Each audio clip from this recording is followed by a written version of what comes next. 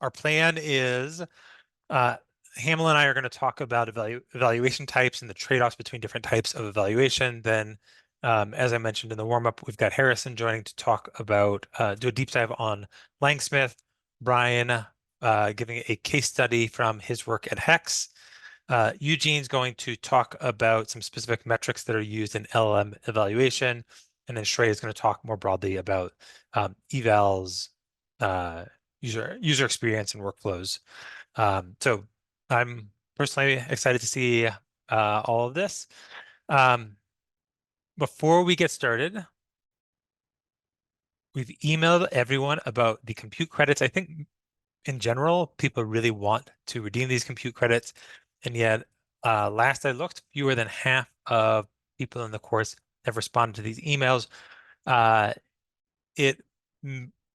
Many of you are comfortable doing things at the last one. I got to tell you, it makes me nervous to see something that you really want that I'm not sure people are going to remember to fill out the forms. Deadline is end of day on May 30th Pacific time.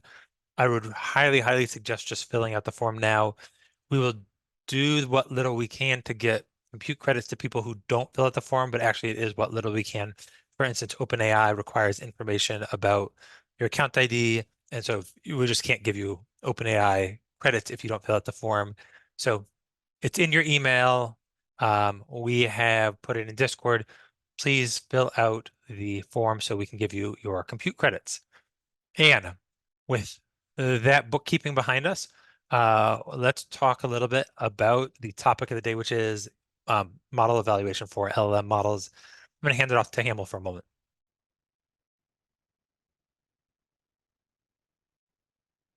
I think I was on mute, sorry. So what we're going to talk about today is really, I think this is the most important lesson of the entire series of workshops on fine tuning. And the reason that is if you think about a workflow, like creating a data flywheel for things like fine tuning, but even not fine tuning, even if you're just trying to improve your AI and iteratively make it better, you need to have an iteration, like you need to iterate very fast. So the more experiments you can do, the faster you can get feedback, and the more things you can try. And those things can be prompt engineering, can be fine tuning, can be whatever. Um, you know, you need to get feedback very fast. And so at the heart of that, at the heart of this like iteration cycle is evals, doing looking at data, looking at lots of data and doing evaluations. And it really is like when we talk about applied AI, this is really what I would say the applied part of the AI is the evals and looking at data. I talk a lot about this diagram in a lot of detail in this blog post that's linked here. So I highly encourage everyone to take a look at that. Give it back to Dan. Great. So we've talked about evals at a very high level. I'm going to, throughout our time together today, break it into three categories. So those are unit tests. There are other names for them in early versions of this slide. I called it assertions, but these are just code you can run. They run typically relatively quickly, and they validate something that you expect about the responses from a large language model. Below that, you'll see LM as a judge. This is we've got the LM that responds to the task at hand, and we hope that that's good, but sometimes it'll be good, sometimes it'll be bad, and then we send that response to another LM that says, yes, this is a good response, or this is a bad response. So that's LM as a judge. And then the last is a person just looks at the output of a model and says, yes, this seems pretty good, or no, this seems pretty bad. So we're going to talk about all three of those today. And for the sake of concreteness, we're going to talk about them and especially where they are useful in two different settings. So one is writing queries. This is a project that Hamel has worked on. Actually, he's worked on arguably two different use cases that fall into the writing queries framework. And then I'm going to talk about a project which I started probably 9 months ago, which was debiasing text. Since you haven't seen anything about debiasing text, I'm going to give you the 20-second intro to it. So this was a project that we did for an academic publisher, and they want to remove certain types of subconscious biases or stereotypes from people's writing. So you could have, for instance, in a history paper or some social science paper, the author of a journal article wrote, Norway's mining economy flourished during the period due to Norwegians' natural hardiness. And we don't want to talk, like, it's a fact, Norway's mining economy may have flourished during a period, but this stereotype of Norwegians' natural hardiness, we want to remove that. The company that I did this for actually has a large team of people who for a long time have been reviewing manuscripts and making these edits manually. So we wanted to see if we can automate some of that with LLMs. The fact that they had a large team doing it manually, when we come back, that'll be actually important when we think about the right way to scope an evaluation for a given situation. But coming back to our set of tests, the first one we said was unit tests. To zoom out for just a moment, we've gotten some feedback on this course. I think the feedback, like most people are enjoying it, but the number one request or piece of feedback we've gotten is that people would like for us to spend more time going through code and maybe even going through code in a reasonable amount of detail. That takes time, and I'm happy to spend the time, but we have such little time in the workshops that what I'm going to do is I'm going to go through some code, put it in a video, and then put that on the course page so that I can spend however long it takes to go through code at a pretty granular level. You can watch the video, and then that doesn't take away from our limited time as a group, and so we can stay sort of high level. So despite that, I'm going to orient you to this code only at the very, very highest level, knowing that I'm going to go through it in much more detail later on. I don't know what fraction of you, and actually maybe I'll do a poll in Discord. I don't know what fraction of you have used PyTest before. This code uses PyTest, but we could use it without PyTest, just plain Python. Here, I'm just showing you like what does a unit test mean. So this is a way of asserting something about the output of a model. Here we have this top function, this LLM pipeline, creates the pipeline that we want to test. I have a utility function that runs the pipeline, and then you can see the bottom line there is it just asserts that some expected text is in the result. And then using that, I can run some specific tests like if I run the LLM pipeline and give it who is the CEO of Google, if the answer doesn't have Sundar Pichai, then the model is doing something wrong. Another very trivial example is this bottom one. If I give it what is 2 plus 3, and the answer doesn't even, the string answer doesn't have the character 5 in it, then something has gone horribly wrong. Though actually it could spell out the word 5. So these are a common thing to include. I think most projects should probably have some unit tests, but for many things that we ask a model to do, these are pretty limited. And if you go back to my debiasing text, there are many ways to rewrite something. And so these sort of programmatic, either contains or regex-based tests, have real limitations. Hamel, I want you to talk a little bit more about how you think of these unit tests and what you use them for. Yeah. So I think about unit tests in terms of like this is the first line of defense when you are working on an AI system.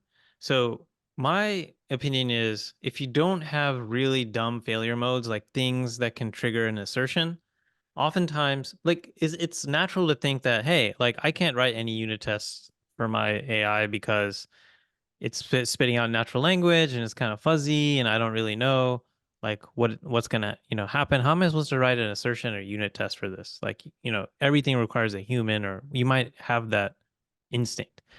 And what I find is most of the time in practice, and almost really every time that I have worked on a project in practice, is I always find dumb failure modes that things that are going wrong with the large language model, like with the output of the large language model or something else that can be tested with code. And I always find that if through looking at the data rigorously enough, I can always find these failure modes. And I think it's very important to enumerate these failure modes. This is an example of one. This is TypeScript code, but this is basically this is an example of a unit test from one of my clients where they're just trying to check for the presence of a unique user ID that's accidentally being spilled from the system prompt into the final message, and we don't want that. So that is that's an example of a unit test. You want to abstract the logic of this unit test so you can use it everywhere. Like you may not only want to encapsulate it in something like a PyTest. You also want to write these tests in a way that you can also use them during production, like in your LLM invocation pipeline, so that you can do things like self-healing. Harrison might be talking about that later on when we go through different frameworks. And then more importantly, you want to log the results of these unit tests to a database, or you want some systematic way of tracking them. Otherwise, you don't know if you're making progress. And that's really important. We can go to the next slide. And so, like, how do you write these unit tests? So one question is like, okay, how do we like, you have some application, some AI application that's working off data. And one kind of simple approach that I like to use is enumerating all the different features that the AI is supposed to cover. And then within each feature, I have various scenarios that the large language model is supposed to handle. And then what I do is try to create test data for that scenario. So in this example, this is a real estate CRM company called Rechat that actually Harrison is also familiar with. They have lots of different tools and features that the large language model is supposed to respond to, like things like finding listings, like finding real estate listings. So in the in the feature that finds listings for you, there's different scenarios. So like one scenario is you only find one listing that matches the user's query. Yet another scenario is you find multiple listings that match the user query, and then also you find no listings that match the user query. So what we do is we kind of we break down the application by all the different tools and then all the different scenarios that can occur within those tools. And then we generate test data for all of those. And so like the next slide,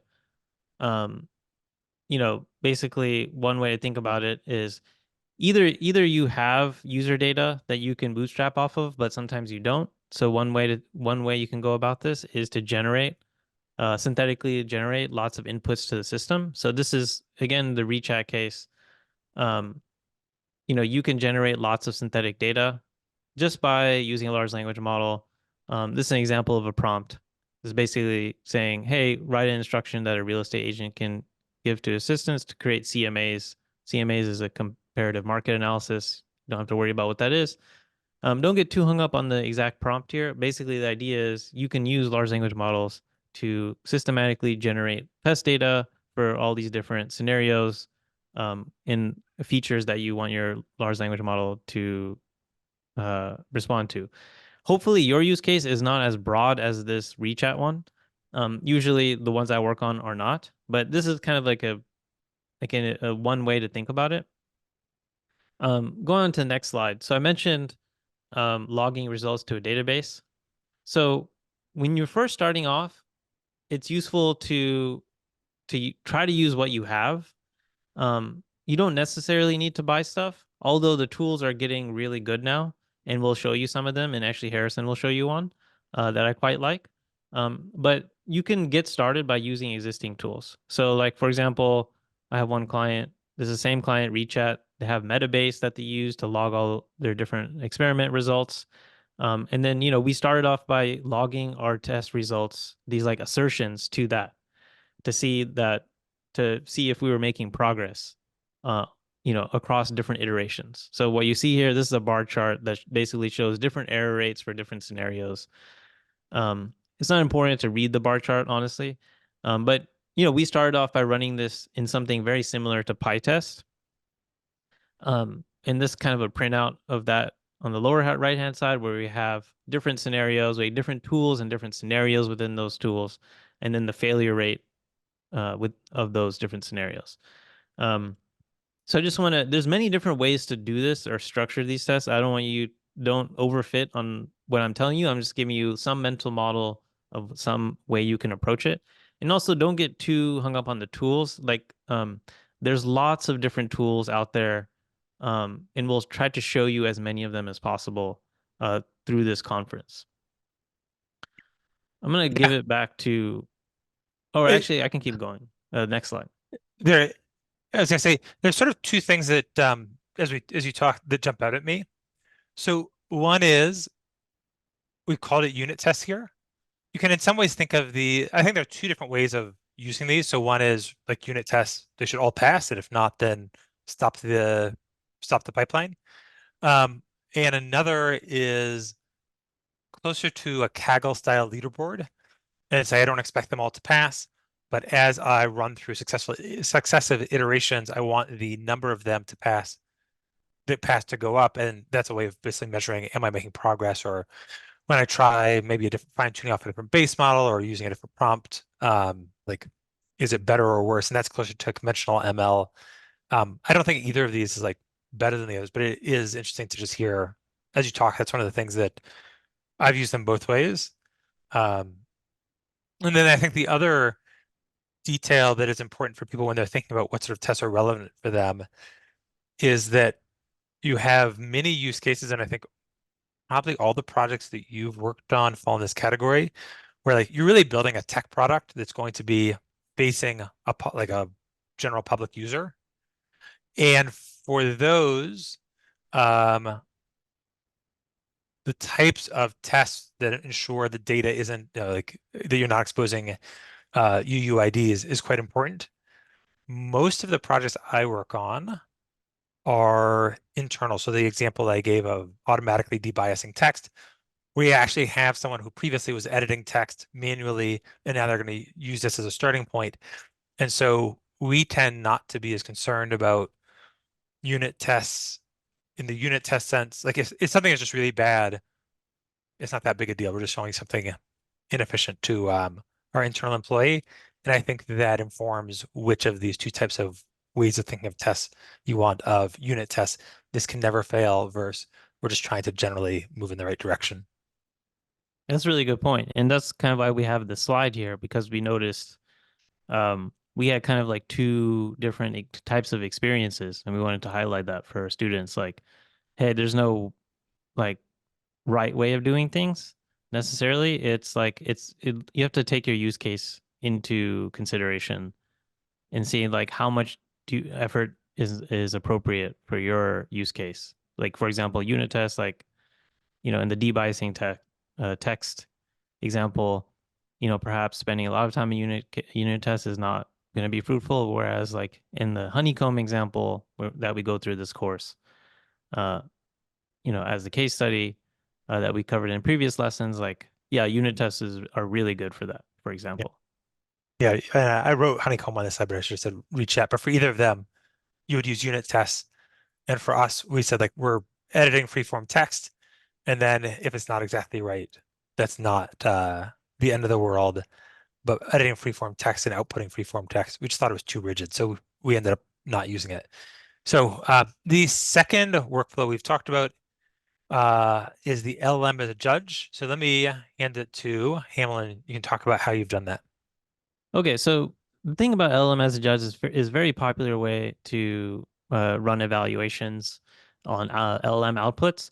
The thing that is skipped most often is not aligning, or you have to make sure you align the LLM as a judge to something, because you have to be able to know whether you can trust the LLM as a judge. And so one way I do that is to uh, iterate on the LM as a judge and measure its correlation to a human standard that I trust.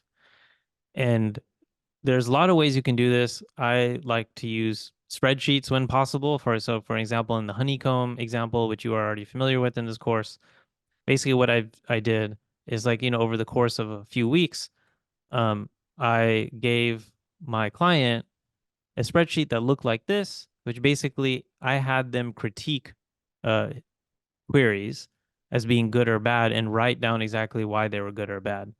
And then over time, successively, I aligned a model to the this human standard. So in the next slide, you can see like a little bit of progression of that, where over time I was able to get the LLM as a judge and the human to critique in the same exact way most of the time. So we could build confidence in the LLM as a judge and have a principled way of like reasoning about it. So some general tips on LM as a judge. One is like you use the most powerful model you can afford. Oftentimes you need, to do reasoning that is somewhat more complicated. Um, this model-based evaluation, this LM as a judge, is a meta problem within your larger problem. So you must this is kind of like a mini evaluation system of the judge itself. So just keep that in mind. And also you must continue doing this, like measuring the human agreement with the LM as a judge. This is not like a one-time exercise where you try to align the judge with the human. You kind of have to periodically come back to this. Those are my tips for LM as a judge. I'm gonna give it to Dan, who has a interesting story about LM as a judge. Yeah, I mean, for this debiasing text project we did, we observed something that we really didn't like in the LM as a judge. So here, for the sake of space, I'm using A and B as a stand-in to represent what was the original paragraph written by an academic author, and B as what came out of the LLM. And we found many, many cases where if you ask an LLM, here's the text, the original text, and here is the output. Did that reduce the use of biases and stereotypes? It would say yes. And then if you flip the roles, it would still say yes. So no matter which one came first, it would say that that was better. And we just, as a result, said like, if you think that A is better than B and also B is better than A, we just don't trust you as a judge. And so people in general really like LLM as a judge, and it sounds cool. But whenever most of my experiences where we've used it, I've been unimpressed, and in practice thought it wasn't that great. So I think you probably need to make this judgment on a case by case basis. But overall, I think Hamel, you're 94% agreement. That's pretty good for something that you can run as code and you don't need to bother your client every time. For debiasing text, this lack of transitivity in terms of if A is better than B, B shouldn't be better than A, that made us quite skeptical, and we ended up not relying on LM as a judge. So the last one I want to talk about is human evaluation. There are many, many levels of human evaluation. You will hear a constant theme of from Hamel and I throughout this conference of look at your data. So it will always be at least part of your evaluation process. And you saw that a moment ago of if we're going to use LM as a judge somewhat heavily, we still need to get a human evaluation to see like, is the LM doing a good job? You probably want to on a regular basis just update and make sure that those don't start diverging where the LM is maybe even overfitting to what the human has judged in the past. So you probably want to like keep doing that. In the debiasing case, because we had a team of people and they were relatively low wage people, and so it wasn't that painful for us to pay to have them do this. Well, we said that when we run a new model in almost every experiment, we would actually send it out to the humans who do this editing as their job and say, does this look good or bad? And so for us, it was all of evaluation. So for writing queries, some labor was required in human evaluation, but that wasn't the entirety of what Hamel used in ReChat. For debiasing text, we said it's labor intensive, and because of the details of that particular project, that was okay, and that was how we did nearly everything. And I think if you can afford it, LM as a judge, I'm sorry, if you can afford it, which you usually can't totally, human evaluation is great. So how would you summarize all that, Hamel? Yeah, so I mean, okay, if you can write tests, you have a evaluation workflow, you have some way of evaluating things like that. What you can quickly do is you can construct a workflow where you can change things about your AI pipeline, such as like prompt engineering or even fine tuning, and you can get feedback really fast because you can run it through these tests. You can run it through these assertions, LLM as a judge, maybe even human eval if you have a really dialed in system for that. And you can get feedback fairly quickly. And so that's the whole key to this. Um, yeah, that's really all I want to say about this part. And but one caveat I'll give is we've hidden some complexity. Like we make it sound easy, like just do this, everything is going to be great. No, there's a lot of other things that to keep in mind, and Dan will kind of go into some of those things. Yeah, I mean, we're I think gonna highlight two of them, and then the second one we highlight is gonna segue really nicely into what Harrison's gonna talk about. Um, to me, if you'd asked me before I started working on these projects, like what is the true ideal? I'd say like if you could have humans do all of the evaluation, I guess it said cost was no issue. So what's the ideal? I'd say have humans do all the evaluation and even have some software set up that facilitates that. That seems like very expensive, but very reliable.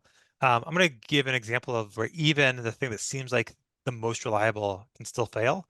So one of the projects I have talked about intermittently, but probably more than any other project during our session so far is this project where we take scientific images and write the alt text, which is basically just a description for people who use Braille readers so that they can understand the text in images. So here we have an example, and you see this is a Lewis structure diagram, which is a way of conveying the structure of a chemical molecule. You would get this as the input. We actually put some surrounding text around it too, and then the output from the model is something like Lewis structure diagram of a nitrogen atom single bonded to 3 hydrogen atoms, and that's what we want the model to output. We worked on this project for a while, and here's a slide. There's a bunch of bars. You can't read the labels on the vertical axis, but you can very quickly pick out the general trend. So the first model we built is the top bar, then the next one, then the next one, the next one. And for each of these are just different models or pipelines. We send different prompts, but they're just different ways of using an LLM to get the output. For each, we have humans rate the output. And the trend you'll see is that if you go through the first 4 or so models, we made very, very steady improvement. And then it seems like when we switched from the 4th model to the 5th one, there was some drop off there, and then we almost caught up. When I looked at this, and each of these iterations, like it took some time and expense. If you look at this, I think most people would say like, yeah, you should just stop this project. The 4th pipeline listed here is the best one, and maybe you'll catch up to that. But it doesn't seem like it's very high ROI to continue. So I want each of you, I bet no one's going to get this, to pause for a moment and think about why this might be misleading. Like, how is it that actually pipeline 4 might not be as good as the ones below it? So now you had a moment to think about it, let me show you. So right before we stopped the project, we talked to the people who were labeling, and they said, yeah, it seems like the new ones are probably better than the old ones. And I said, why isn't it getting a better score? And then behind the scenes, we actually have a reasonably nice, all their labeling happens in a bespoke piece of software. We just changed at the back end to reuse this model that was the one that had the best score. And we saw that it got much, much worse scores than it did while we were, a couple months earlier while we were iterating. And you should ask, like, why is that? The reason, and we just talked to them and they told us this, though I think we have many sources of evidence that reinforce it, is that by seeing better and better models over time, even though they had a so-called fixed rubric, their standards kept going up and up. So that something that they once would have rated as a 0.65, now they rate it as a 0.5 because it just seems disappointing compared to what they have previously seen. And so if you look at this second to last model, it happens to be a Lava 1.6 34B that's been fine-tuned. That actually is much better than the model that we used midway through. And it's just that people's standards had increase. And so this is all to say that things that seem really reliable, still many ways that they can go wrong. The way that we in practice have solved this, or nothing is truly a solution, but the way that we've solved it quite a bit is A/B testing. We again have a piece of software that people are using for rating the quality of alt text. And if we want to compare two models, we randomly select which model is used to produce the alt text. And then in any given week, we can compare scores, and that will control for changes in their judgment over time. That works great for this project. It's impractical for most early stage projects because you don't have enough data, you don't have enough human labelers to constantly be doing the A/B testing. Lots of reasons that it's just impractical for early stage projects. And does A/B testing, like, is it the right thing for you? Like most things, it depends. But that's, I think, just an example of a foot gun you need to watch out for. Let me hand it actually back to Hamel, and I think you should talk about, right before we hand it to Harrison, talk about the other piece of complexity that we've hidden. And you're muted. Sorry. The other piece of complexity is looking at your data. I mentioned this is the most important lesson, probably in the set of workshops. This is the most important point in this workshop, is look at your data. Nobody looks at their data. Even people that tell me they're looking at their data, they're not looking at their data. Even fellow data scientists are not looking at their data as much as they should be. And kind of, so let's start with what the data usually looks like. So it's important to know what this terminology is. So first, let's talk about what a trace is. So trace refers to a sequence of events. In engineering parlance, the concept of a trace has been around for a really long time. And it's like basically a way that people use to log sequences of events that you like may have on websites, things like that. Like, as you log into a website and you end up checking out in a cart, things like that. But it's been prevalent in engineering systems for a while. But really, for large language models, a trace is relevant because a lot of times we have sequences of events with large language models as well. So we have multi-turn conversations where you have back and forth chats with your large language model. You might have RAG, you might have function calls. There's lots of different things that can happen. And essentially, like that's what you'll see in a lot of tools and telemetry. You'll see this term trace, and that's what it means. But it's really important. One of the most important assets you have for things like debugging and fine tuning. A lot of times, you can represent these data as JSON-L. It can be represented in many different ways, but you'll see them represented as JSON-L in many cases. And so one thing that I like to do one thing that's really important is to remove all friction from looking at your data. It's really nice to tell people to look at data, but if it's painful to look at data, then no one's gonna do it. Even you won't do it.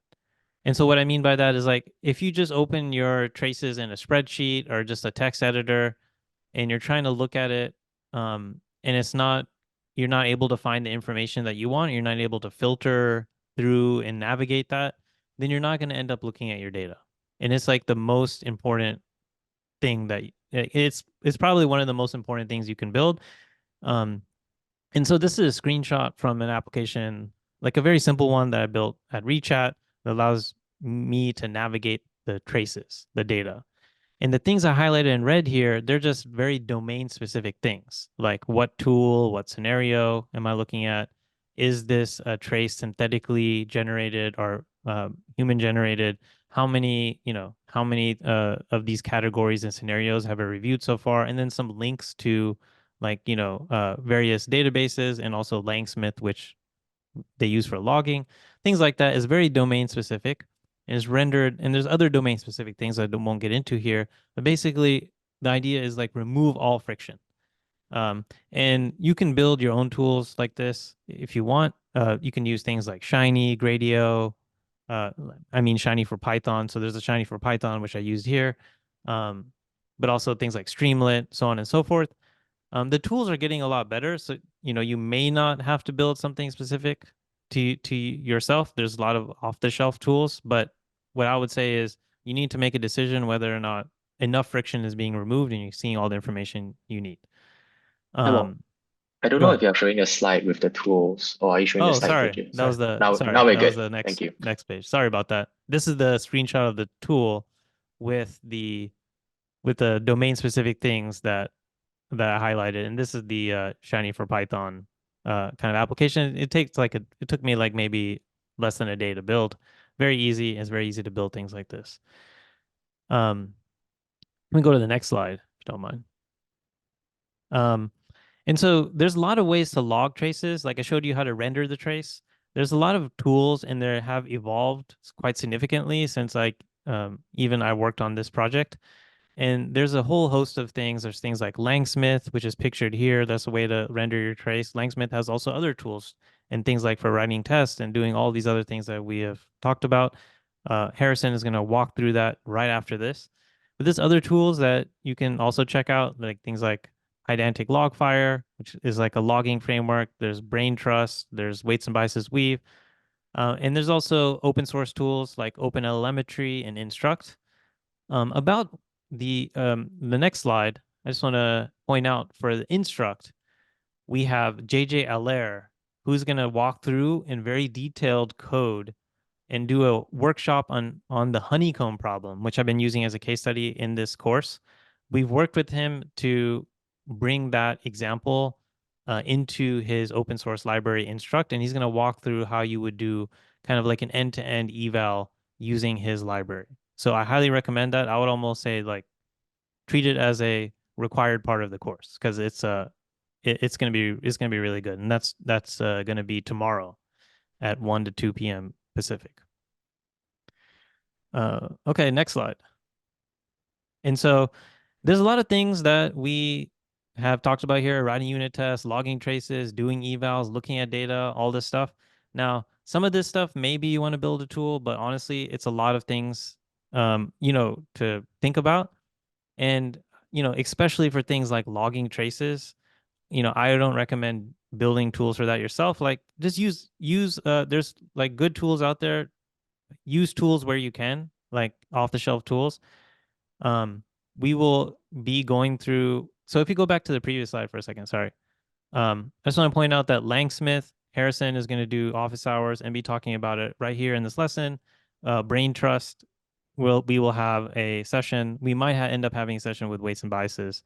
And then also we're going to have something for Instruct. So you're going to get a lot of exposure to these tools. So yeah, it's best to use a tool if you can to offload a lot of these things so you can focus on looking at data. So that's a good segue into Harrison Chase, who's going to be talking about Langsmith for logging and tests and other things, which I may not realize that Langsmith does. So I'll hand it off to Harrison. And just format wise, we should set aside some time for Harrison to answer questions in the Q&A right after he finishes speaking, rather than bundle all the Q&A for the end. Sure. Sounds good. Thanks for having me, you guys. I'm excited to be here. The title of my talk, I don't really have one, but the title of my talk is Why Hamel and Dan Are Right and You Should Listen to Everything They Say. Because I think very much agree with all the points that were made earlier. And we've had the pleasure of working pretty closely with Hamel on a few different projects. So I want to spend the next 10 or so minutes showing off Langsmith, but more than anything, I really want to show how you can do exactly some of the workflows that Hamel had described, because a lot of the things that we added were through conversations with him and through WeChat in particular, around different workflows that would be nice. And there's some that we haven't added yet, and I can hint out what those are. But let me go ahead and share my screen. And hopefully you all can see this okay. Yep. So this is Langsmith. Thanks for confirming. This is Langsmith. This is our platform for logging and testing of LLM applications. It works with and without LangChain. And everyone here in the class should get credits for it, and we'll be doing an office hours on it as well. The first thing I want to show about is really looking at your data. I think this is many people's first entry point into Langsmith.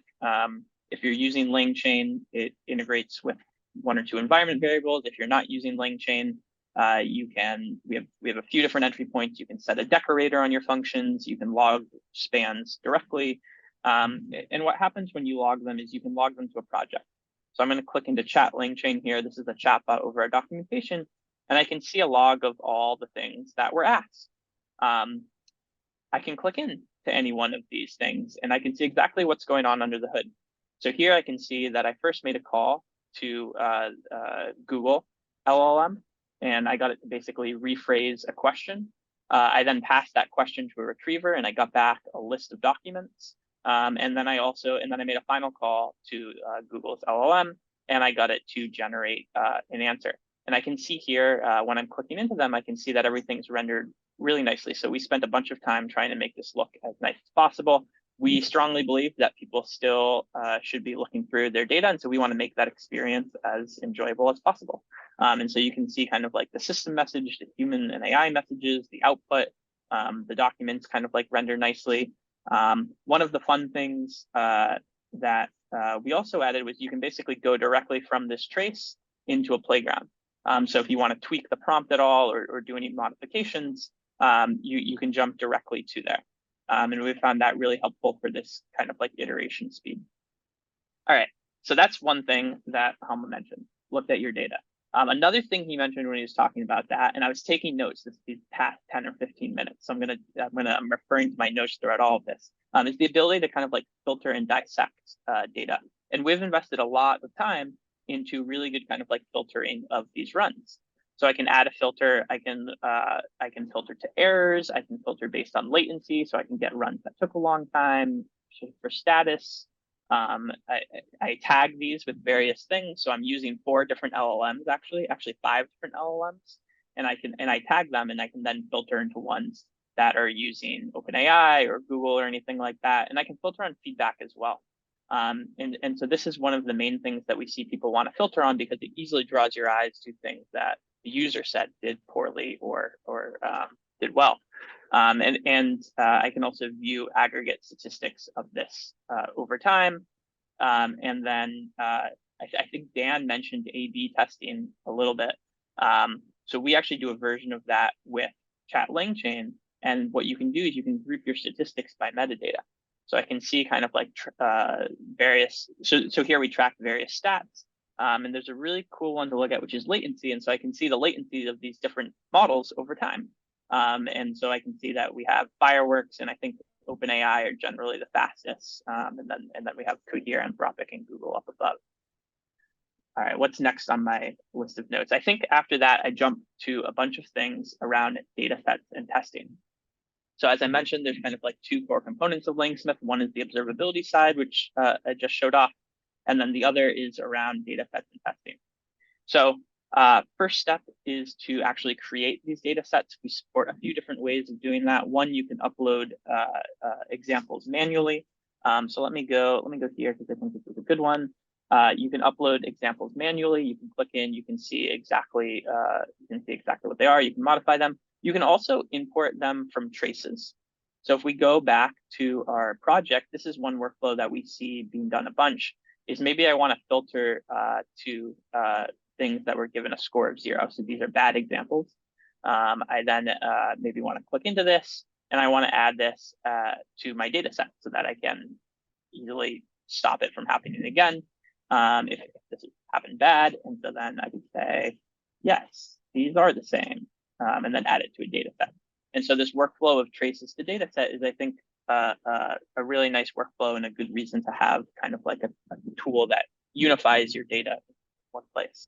Anyways, back to data sets. The thing that I like about this example is you can see that we actually have 2 different splits here. So one thing Hamel said was think about what kind of like situations your application could mess up in, and build kind of like data sets that test out those. And so this is one feature we've added recently, where you can organize your data set into different splits, and then you can also test it on these different splits to see how they perform. And so this is really useful, where if you notice that there's one particular failure mode for your application, you can drill in and just test that split a bunch of times rather than testing the overall thing.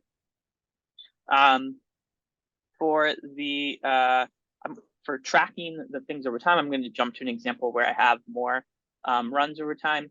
Here you can see that, so basically what you can do once you have these examples is you can kick off runs. So these are normally kicked off client side, which has the benefit of basically, it's a very, where Langsmith is very much kind of like a code first platform. And so you can see that you basically define the function you want to evaluate. And this is using a LangChain chain, but again, this can be anything. You then define the data set that you want to run over. Here I just define the name or the UID of the Langsmith data set. And then I define a bunch of evaluators. And so we have a few off-the-shelf evaluators. So here we're using this chain of thought LLM as a judge evaluator. And I'll talk a little bit more about LLM as a judge because that was brought up a bit by both Dan and Hamel. But you can also define kind of like arbitrary functions to run here and then just pass them in. Yeah, you can use, oh, nice. We have some examples without LangChain as well. Once you run these examples, they'll show up as experiments. And so you can track their results over time. You can make sure that there's no massive regressions like there was here. And then another thing that we added that I really like to the spirit of looking at your data is a really easy way to compare kind of like two experiments. So if you want to drill into like what exactly one model got better or worse at, you can see here that we highlight the two cases where this model performed better than the other one. I can easily filter in to see what those two cases are. If I had other metrics, I could switch. I could switch it to that. I can also compare more than two experiments. So I could jump 3 in here and view them side by side as well.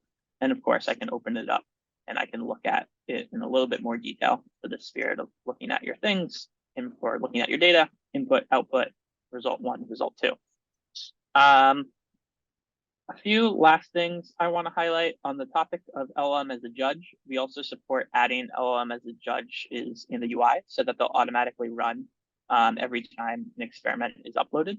And so this is nice because you don't have to then run it client side. And so what I can do here is I can then, we have a bunch of off-the-shelf kind of like evaluation prompts, but you can also write your own.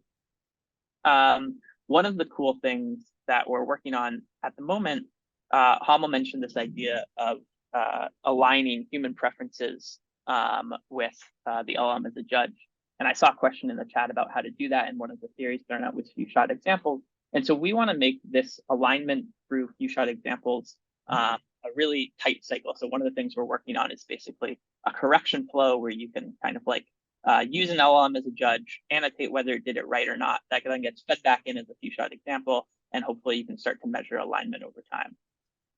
The last thing I want to show out, just in the spirit of looking at your data and annotating data in particular, is we have a concept of annotation queues in Langsmith. And so this can be used to gather human feedback. Basically, what you can do is you can send data points from a project into an annotation queue, where it will then be loaded in a format where you can kind of like easily cycle through data points and label them. So you can see the inputs, you can see the outputs, you can add it to a data set, you can move it to an end, you can mark it as done, you can leave feedback, or you can add a note to it as well if you want to collaborate. I'm sure there's a lot of things in here that I probably didn't cover, but in the spirit of just trying to echo things that Hamel and Dan said, I think these are the main things I wanted to show off. And so I will stop there. And yeah, happy to take any questions or skip ahead for time management. I think that was really good, Harrison. Like, I know that's a mind-dizzying set of features and things, but it's like actually helpful to visualize some of these things. Because like we talk about it in bullet points and stories, sometimes it's helpful to see like what it looks like operationalized. Like for me, I know when I'm learning things, it's helpful. So that's why I wanted to have someone like you like show that because it really like helps glue the intuition of like, okay, how does it work? I think, Dan, what do you think? Like, I think because of time, maybe we redirect the Q&A for Harrison into his office hours because we have 3. Yeah, and the other thing that would be nice about that is, I should have thought about this more ahead of time. When I look at the Q&A, many of those came in while you and I were speaking and aren't necessarily LangChain specific Q&A. So if you see any in the Q&A that you especially want to pick off, Harrison, that's great. Otherwise, I like the idea of doing it during your office hours, and then we'll get questions that are like more narrowly targeted to you. I'll also, you know what, that sounds great to me, and I'll go through the Q&A right now and respond to them, because I think I can also type out answers, and that way we can multitask. All right, sounds good. All right, thank you guys for having me. See you Yeah, at thank office you. hours. Yeah. I think okay. Next, we're gonna Brian's have next. yeah, Brian's next, and so let me just introduce Brian a little bit, if you don't mind. So Brian's a good friend. He's a brilliant machine learning engineer, data scientist. He's been working in the field for a while. He has this great book on recommendation systems, which is actually very relevant to LLMs as well. And what I want to do is like, so a lot of this eval stuff is very use case specific. I wanted to bring another expert in who I know does really good work, and have him describe or have specifically Brian describe like his approach to doing evals and instrumentation and things like that, and like walk you through his workflow to give you just yet even another perspective. So that, Brian, I'll hand it off to you. Thank you so much. Yeah, I'm going to talk a little bit about some of the things that you've already heard. I'm going to underscore some of those lessons. But ultimately, I'm going to try to give you a sense of how I think about making this real. I always click that wrong button. No worries. Looks like it's frozen. I always think share means share the. And so today I'm going to talk to you about spellgrounds. Can you hear me? Yeah, I can hear you. Okay, cool. Today I'm going to talk about spellgrounds for prodigious prestidigitation. So you're going to see a little bit of magic themed stuff today, because I work on a project called Hex Magic. But spellgrounds is the name of our internal library for developing and running evaluations. It is going to be a combination of like sort of like systematic evals and use case specific evals and unit tests and regression tests, all that all in one thing. And we're going to talk about why. But right off the bat, I want to give you a very opinionated position on what evals are about. Evals serve one or more of the following three purposes. They help you understand when a capability is good enough to present to your customers. They help you sleep well at night.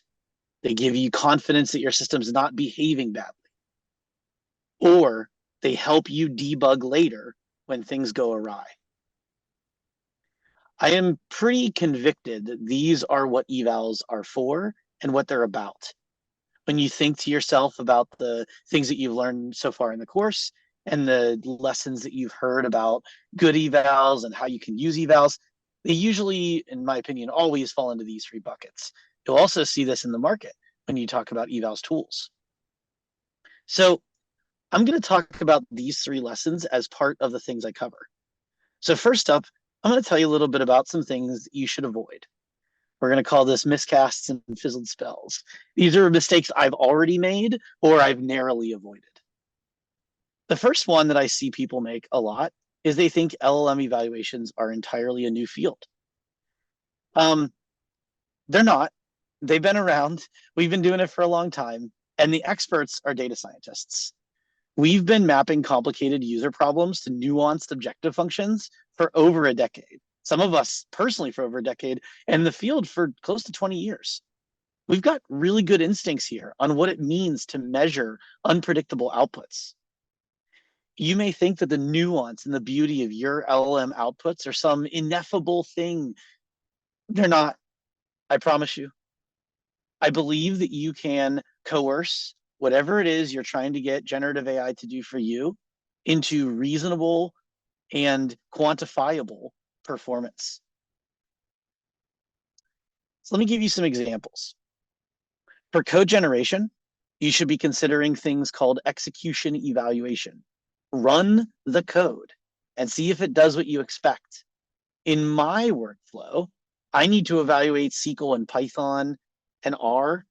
I run the code that's generated by the model. I compare it to the code that I've run in the target setup, and I make sure that the outputs have the same state. That's how you evaluate code generation. Right now, everybody's really excited about agents. What does it look like to evaluate agents? Well, one important step is planning. You should be thinking of that as a binary classification data set. The steps in the plans, you should think about which one are required steps, which one are steps that have some looseness. Turn those into binary classifications. Turn that entire sort of state machine into a set of binary classifications. You may think, okay, Brian, well, those are easy. What about something complicated like summarization? You should be checking for retrieval accuracy. Does it include anything that references the important points that your summarizations in your target code or your target response include? So this is probably the biggest, I would say, trap that people fall into, is they think that they can't make their evaluations like old school data science evaluations. Here's an example of how I compare the output of data science code. It's very simple. All it is massaging the data frames and saying, is there any way possible that these data frames contain the same data? This is a blocker that I hear a lot of people express. And actually during my interview loop, people tell me that they can't think of how to evaluate data science code other than checking if the code's the same. Well, if I ask you, how many customers do we have this month? Well, the response from the agent may be a different data frame shape, but as long as it has that one number in there somewhere, then that's good enough for me. This is the kind of code that you write. These are called relaxations. Okay, next up. People fail to include use case experts in eval creation. Your users or experts on the use case of your LLM application, they will understand what good looks like. If you are thinking about rolling out an LLM application without talking to experts about what the final state should look like, I think you're goofy. Go talk to them, understand what they want. While we were building Magic Charts, which is our sort of like LLM generated data visualizations in our platform, we talked to the data team. What are some example prompts to go from existing notebooks into the target chart, the perfect version of the chart? We worked with them to build out a set of them. They look like this. The prompt, create a bar chart to show the average number of passengers per month using the flights data set, blah, blah, blah. And this is the chart that they wanted to see. So what do I check in the output of the LLM? Do I check that it looks like this, pixel to pixel? Hell no. Do I check that it's selected the right chart type? Yes. Did I check that the time axis is a date time axis for X? Yes. Do I make sure that it's doing an aggregate function on the y-axis? Yes. Noticing that these are all starting to look like binary evaluations? Next up, people wait too long to make evaluations. This should be part of your dev cycle. This should literally be part of the RFC creation. Here is a literal snippet of the RFC for a recent project where we were working on sort of a new editing model. This is in the RFC. It's required to be part of the RFC now. And you're required during the dev cycle, whether you're a full stack engineer, an AI engineer, or a product manager on the team, you're required to be writing and thinking about evals this early in the process. There's no excuse to get something close to prod and then say, well, I should write some evals. I think people fail to recognize product metrics and evaluation metrics are similar, but they're different.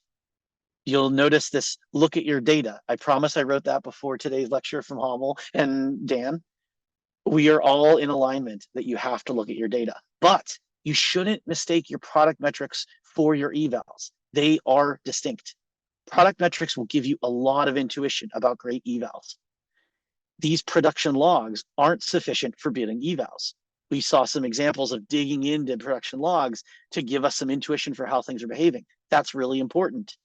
But that can't tell me all I need to know for making great evals. What it can tell me is sort of how to build the next set of evals. I don't personally have access to my customers' data. I can't go into their data warehouse and query it. So it's actually not possible for me to build evals on their warehouse. That's a good thing. But what I can understand is the kind of questions they ask. And then I can go build data sets and custom environments that I think are representative of those use cases. So this is the push and pull of product metrics and evaluation metrics. Buying an evaluation framework doesn't make it easy. Now, this might feel like a little bit of counter programming. This is not intended to be a criticism of any specific eval framework, but what I can tell you is I don't have an eval framework to sell you. And so let me tell you what I feel about this topic. The hard parts of the evals is not the library. I built a simple framework on top of unit tests in a few weeks. It lasted 9 months. We ultimately had to rewrite it, but that was also one sprint. The best eval product is a Jupyter notebook. It doesn't have to be a Hex Jupyter notebook, just a Jupyter notebook. Interact with your data. Get your hands on the damn data. Be able to slice and dice. Evals are hard because they require you to understand the user stories and the diversity of user inputs. Sorry. And finally, eval companies, they haven't put the LLM applications into production. Remember the saying, don't ask a shoe seller what's going to help you dunk. Ask Michael Jordan. I'm here to tell you, I've put this stuff into production. I promise you, you do not need an evaluation framework until you start feeling the pain. Then it's time to think about it. This is what my evals framework looks like. One class. This is me setting up the idea of assertions.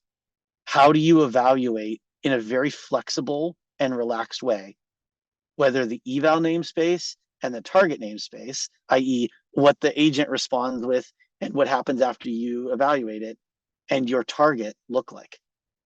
This is all the wrapper code. Please, please, please invest in the things that matter. Don't invest in complicated integrations early. Reaching too early for LLM assisted evaluation. You're going to hear a lot of people tell you about LLM as a judge. There are no free lunches. I think LLM judging is extremely valuable, but it is not a free lunch. What it's going to give you is directional metrics, things to look into. It's going to start giving you some hints. Once you have built some real evals that actually like kind of give you important signal, LLM Judge can help you scale. LLM Judge can also help you look at production events to kind of turn those into great evals at scale. But you have to do this methodically.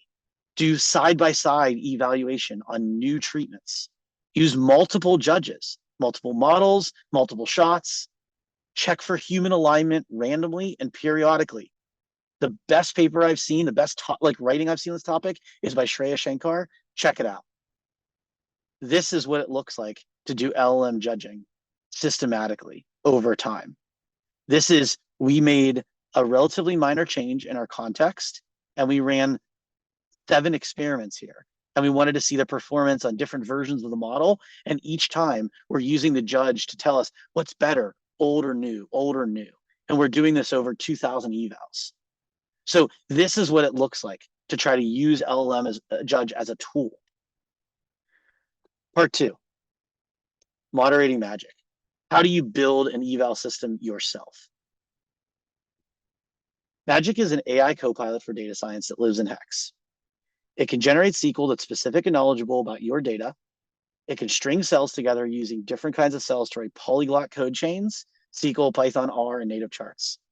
It reacts to code edits the user does, or allows the user to ask for edits and fixes specifically. First up, RAG evals. You should evaluate your RAG like a retrieval system. RAG is retrieval. Treat it like such. If you start thinking about chunking and indices and multi-index and hybrid no, take a step back, label some data, take the queries from your evals and produce the best documents for those queries and measure the hit rate. That's all you need to do to measure RAG. Don't get too excited about your RAG system unless you have a clear baseline. Your retrieval scores, whether they're semantic or lexical, aren't calibrated either. So don't treat them as confidence estimates. Just a little tip. I've gotten burned by this. This is what it looks like to evaluate RAG. On the right-hand side, we're looking at different re-rankers. On the left-hand side, these are all the embedding models we try for one particular workflow. Don't be shy. Try a lot of things. Look at the variance in performance over there. That should tell you that this is important. Planning evals. For agent-based systems, you have to evaluate your planning. If you're using a state machine, treat it like a classifier. Check its choice at every step. If you're asking planning to include downstream prompt generation, the quality of those downstream prompts are probably shit. They were for us, at least. It took me a non-trivial effort to get the planning prompts to be anywhere close to what the human prompts look like. Don't forget to evaluate that. Agent-specific evals. This is the easiest kind of eval. You have an agent, it does a specific thing, good, test it. Think about structured output. How often can you get the agents to respond with structured output? And if you do, how can you tie the agent relationships together with tightly spec'd out API interfaces and then evaluate that consistency? Final stage evals. A lot of agent chains need a wrap up or a summary. Don't forget to eval this too. Sometimes you get kind of stupid shit. You'll get the summary talking about things that the agent never did. That's terrible as a user experience. Trust me, I've accidentally done this. Too much context about the agent chain can make these quite bad. Don't serve everything from the entire workflow to the final stage eval. It will be noisy, and frankly, the tokens get kind of crazy. Finally, experiments in LLM generation are repeated measure designs. They're not A/B tests. When you make updates and changes and bug fixes to your agent's workflow, treat it like an experiment and measure it thusly. Doing betters on your evals is a good check, but you have to test for significance. And don't be afraid to rerun production events through the new treatment. So historical production events through the new treatment, and use automated evals to compare. You're logging your production events, aren't you? You didn't forget to do that, did you? This is what it looks like to run experiments. On the left-hand side, this is repeated versions, variants of a different approach. And you can see the error rate is going down on historical events. On the right-hand side, that's LLM as a judge. Don't sleep on this. And then I have one bonus lesson for you. Production endpoints minimize drift. I thought, we've got this production system. I'm going to build a clone of the production system in my evals framework so that I can keep things as similar as possible to production. And some of you are already shaking your head. Brian, you're an idiot. That's never going to work. Of course it didn't work. We had to refactor our evals framework because we built a clone. Tightly coupled systems that aren't actually identical. This is standard software engineering, like, don't do it. And I did it, and I regret it. Don't be like me. Make your evals framework directly connect to your production environment. Make them endpoints. Call those endpoints. Use that as the same backbone that calls every single thing in your evals framework. But make sure that every step is exposed. Be able to hook in halfway through that workflow, make modifications upstream, and see what happens in the end. That's how you keep these tightly coupled in a sane way. That's what I have for you today. You can find us at hex.tech. You can find me on Twitter at @BEBischof or on LinkedIn, Brian Bischof. I'll pause there for any commentary, but I think we're on a tight schedule today, so. Okay, I'll ask you one question from the audience. Of course. How are you organizing all your unit tests? Where are you running them? Local, GitHub Actions, etc. And where are you logging them to in practice? Yeah, so we are very fortunate that Hex notebooks can be scheduled. And so I run Jupyter notebooks that are scheduled. So believe it or not, I orchestrate and run all of my evals in Jupyter notebooks. No asterisk there. That means that A, they are incredibly reproducible. B, if I go back to an individual experiment and I say, that performance is very different than I expect, I can pull the individual eval logs and literally look at every single response from the agent. That's an amount of power that no other system is going to afford. Now, granted, you could set this up to log to your data warehouse, and you could use a downstream sort of notebook to like evaluate all this. But frankly, like I'm very fortunate that I just have access to Hex like this, so I just do it in Hex. That's really fascinating. That should be a whole podcast in itself about notebooks in production. Could go, and like Shreya would love to probably talk about that. Happy to. Okay, no, that's good. We have a lot of questions, but I think for time management sake, I guess like we can. What do you think, Dan? Should we do one more or should we move on? Yeah, let's do one more. Okay. Okay, so Alex Strick asks, for unit tests on their own, they take a very short time to run, but lots of these individual tests together take a really long time. Do you have any tips on batching these together? Is there a good framework for running through a bunch of these queries in parallel? Yeah. And he says, I have a bunch of these unit tests in my code base, but it still take a few minutes to run through sequentially. Yeah. So we have a batch version of the evals that runs on a schedule, and I don't like, runs on a Friday, and I like collect my results later on. But actually, again, like I'll harken back to the good old days of data science. Don't be afraid to do two things. One, look at the sample that is most concerning to you. And two, don't be afraid to use bootstrap sampling. Like bootstrap sampling gives you a really good picture of the overall like behavior of the population from a couple random samples. Do that. That's a great way to get early signal on these things. But also, let's be real. Some of my evals almost never fail. Some of my evals fail every time. And that's a good thing. If your eval suite is 100% passing, your eval suite is not hard enough. Make it harder. You should be really targeting evals that succeed 60 to 70% of the time, because otherwise you're missing out on the signal of improvement. How will you even know if you've made anything better? And so the way I tend to look at this is I tend to look at the marginal ones. Which ones flip when I change things?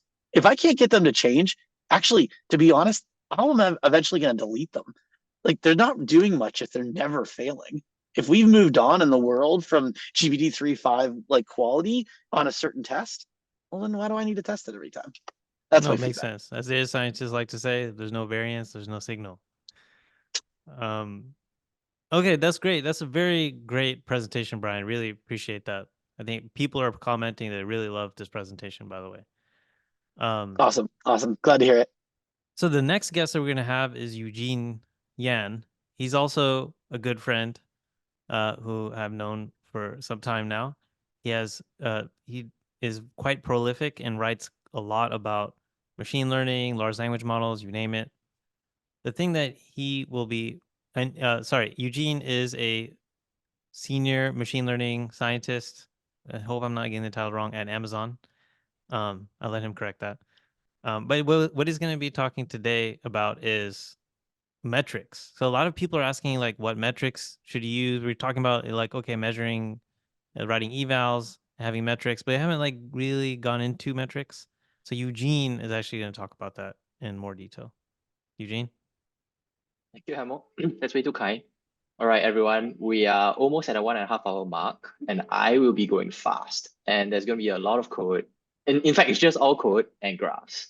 So I hope you all pay attention. I'm dropping the notebooks that I will be sharing in the Slack, in the Discord right now. So don't bother to take notes, don't bother to do screenshots. All of this is fully available. So all I have right now is 6 cells worth of slides and 3 notebooks. All right, let's go. So the question I have is, how do we evaluate some summaries on factual inconsistency or hallucination?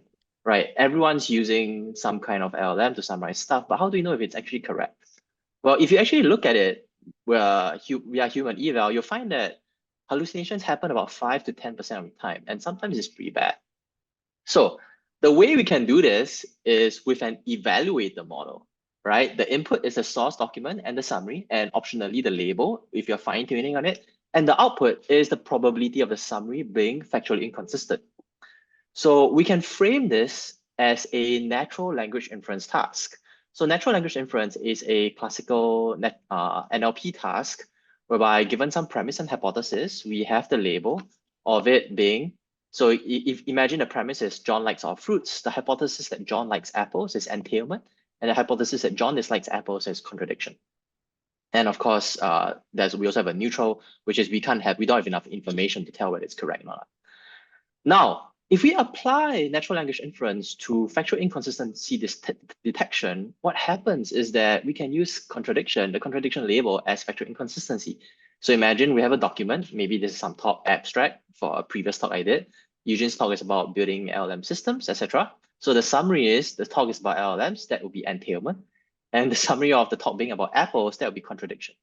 So then all we have to do is to get the probability of contradiction, and there we have it. We have a factual inconsistency classifier or hallucination detector evaluator model. All right, so my objective here is I'm going to show you how to fine-tune an evaluator model that can catch hallucinations on the factual inconsistency benchmark. This is my new Kaggle. Then we're going to eval the evaluator model through each epoch. And we're going to see how we can blend data to make this evaluator model way better. Then optionally, you can use this evaluator model to then eval generative models. I know it's kind of meta, but we're going to eval the evaluator model, which then evals generative models. And then you can also use this evaluator model as a guardrail, right? You're going to summarize things in production, and then you can check, hey, is the summary factually consistent or not? We're going to see how this happens. So this is a three-body problem. We'll first examine, prepare, and split our data. Note, this is completely coincidental. I have not spoken to the instructors about the importance of looking at your data, but everyone has mentioned that, and I do have a notebook for that. After that, we're going to fine-tune on the factual inconsistency benchmark, and then we're going to blend in data from the unified summarization benchmark and see how that helps. Okay, I have a few appendices here. I have 3 write-ups on LLM evals and hallucination detection and out-of-domain fine-tuning, all of which are compressed into a 15-minute session for you here. And I also have some slides on evals and fine-tuning and how they are 2 sides of the same coin. So next, let's prepare some data. So over here, we have the factual inconsistency benchmark. It contains 1-sentence summaries from the CNN Daily Mail and the XSum news articles. We exclude the CNN Daily Mail data because it's pretty bad. I won't show you how bad it is, but you can look at it yourself. So now here's an example of the XSum data. The first 2 rows, you see that they have the same input, and the next 2 rows have the same input. So how this looks like over here is that for the same input, we have a choice that is inconsistent, and we have a choice that is consistent. So if you look really hard at this, you will be able to understand why is it inconsistent or consistent. But if you just briefly glance through it, you might actually miss it. And a lot of times I've been looking at this myself, and I'm like, wow, this is a really difficult data set. So here's the CNN Daily Mail data set, and you can see it's full of XML tags, and quite a number of them actually have ads in there. So actually we just discard them. So FIB starts with about 3,600 rows of data. After we excluded the CNN Daily Mail data set, we are still left with 3,100 rows. The authors themselves of this data set didn't even bother using CNN too much, because I think they just labeled 100 and they realized actually it's not that good, and they just invested more of their resources on XSum. So that's the FIB data set. So eventually what we're going to have is, and of course we split it, we split the data, we're going to group it by input. This ensures that the same article doesn't appear across train and val, right? So we want to only make sure that the same data only appears in either train, val, or test. So there's no data leakage. So eventually what happens is we have, and then of course we try to balance the data. So there's only 1 positive summary and 1 negative summary. Eventually what happens is we have 700 data points for training, of which is 350 positive and 350 negative, and our val sets are only 150. So that's the factual inconsistency benchmark. Next, let's look at the unified summarization benchmark. The unified summarization benchmark is slightly different. It's based on summaries of Wikipedia articles. So you can see over here that, again, the first 2 rows, they are the same. And the next 2 rows, they are the same. And when you look at it very carefully, let's look at the second row here. It actually points out what the inconsistency is. And it's highlighted, it's surrounded in the red boxes, which is the summary actually includes this additional data, which is not in the source. But there are times when you look at it over here, it took me quite a while to spot what the difference here is. And the difference here is the word "the." And even though not having the word "the" is not a hallucination problem, it's more of a grammatical or sentence structure problem, it is part of the data set. So suffice to say, I didn't clean this up, but it just goes to tell you that you do need to look at your data when you're fine-tuning to try to understand the quality of it. Okay, so we get the data, we try to prepare it. And what happens again is this: we have a summary sentence where the label of 0 is correct and the label of 1 is incorrect. And of course, we do the same thing, train, test, val, split, etc. In the end, this is not the amount of data we get. So we're gonna first look at the factual inconsistency benchmark. So over here, we load the data, we tokenize them all upfront in a batch. And then over here, we're gonna fine-tune our model. The model we're going to fine-tune is what we call distilled BART. Essentially, you can think of it like an encoder-decoder version of BERT from Meta, but it's also fine-tuned on MNLI, which is multilingual natural language inference data. And of course, we have our parameters here, nothing too interesting. We use LoRa, we apply LoRa on the QKV vectors, the out projection, etc., etc. In the end, the amount of trainable parameters is less than 3%. This allows us to fit this on a very nice small GPU. So over here, I have some custom metrics that I track. So this would be akin to the callbacks that Wing mentioned about during the axolotl session. So over here, at each epoch or at each eval, firstly, I pre-process the logits. So if you recall, NL actually produces 3 probabilities. What I do is I only care about the entailment and the contradiction probability, and I do a softmax on them, which sums up the probability to 1, and then I just get the probability of contradiction. So essentially, those I'll care about. And then I also compute some custom metrics that I have, essentially PRAUC, ROC, recall and precision. And recall and precision, I have an arbitrary threshold of 0.8, where I want the model to be pretty confident. Okay, so I have a custom trainer here. I won't go into it right now, but I'll go into it in the next notebook. So again, some standard training arguments, nothing special here. So and of course, I also have some plotting code here. Again, nothing special here. So let's look at how the model performs before any fine-tuning. Before any fine-tuning, you see that ROC AUC is at 0.56.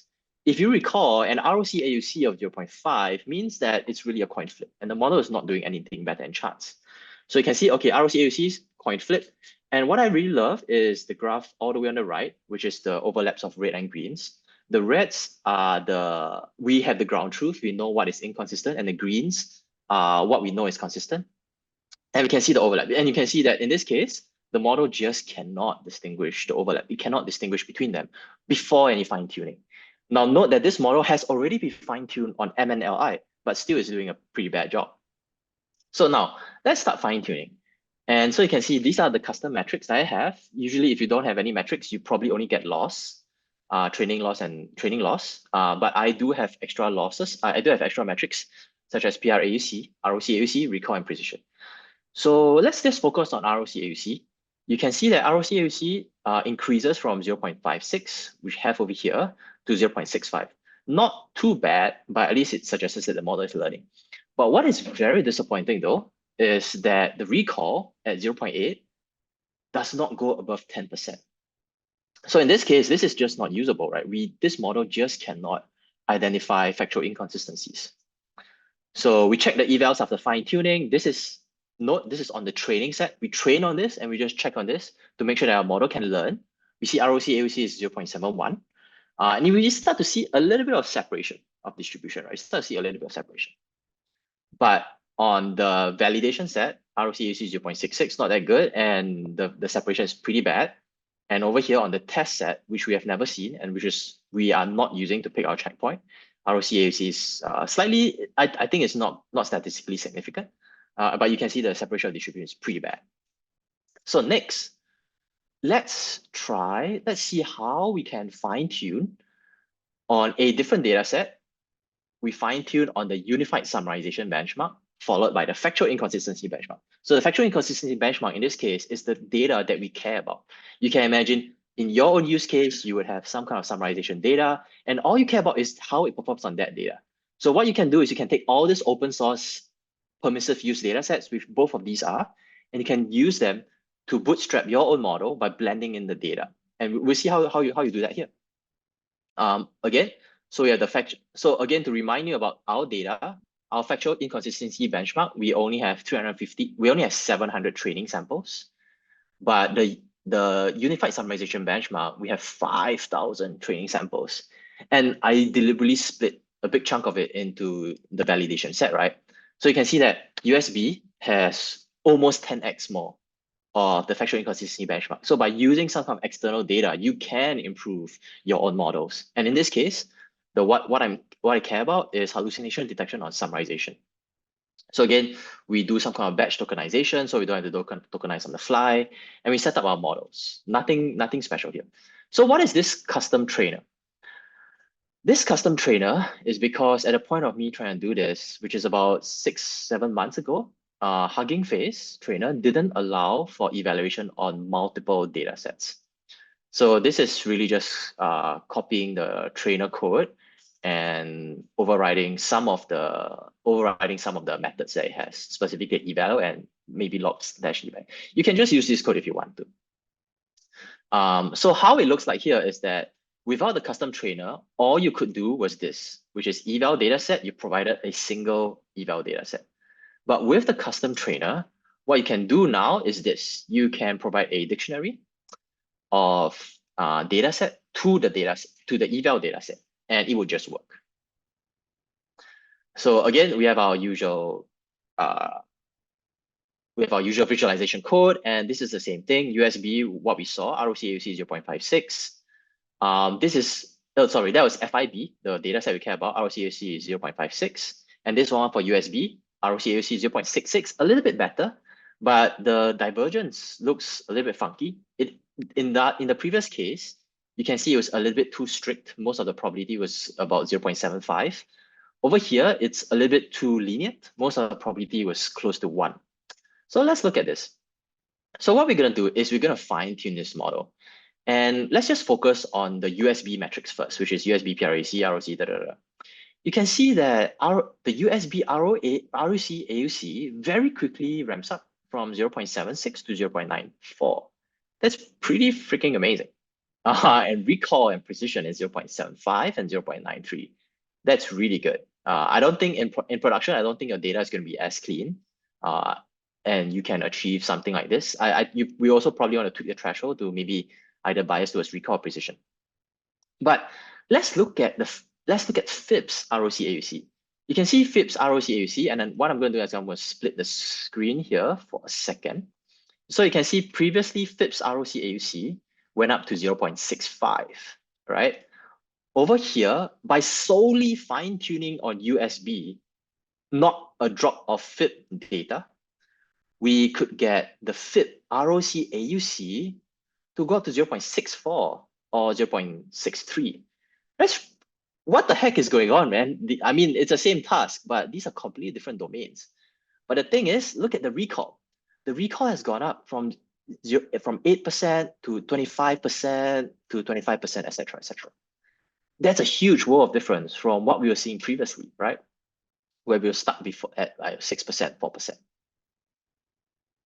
So what we're gonna do is we fine tune on this, and we can see that it's superb on USB. Over here, you can see that it does superbly on USB, and this is the validation set. You can see, oh my goodness, the ROC AUC is freaking amazing. And look at the divergence, right? Over here, you could probably just cut at 0.8 or 0.9, and you have the clear factually inconsistent. Or over here, you cut at 0.1, and you have the clear factual consistent. It depends on how conservative or how lenient you want to be, or with your false positives, false negatives. And now let's look at it on the validation set for FIP, the data set that we care about. We see that the ROC AUC has not improved that much, right? So this is the previous ROC AUC. This is the previous one, and this is the current one. It's like 0.66 versus 0.64. The separation is not that good. So we may feel like, hey, it didn't work here. But now let's give it the same 10 epochs of FIP data, which it has never seen before, the same training. Okay, so you can see the same training over here. Previously, ROC AUC was 0.65 and recall never got above 0.6. Now with this, you can see FIP, ROC, AUC, and we don't actually have to measure it on USB.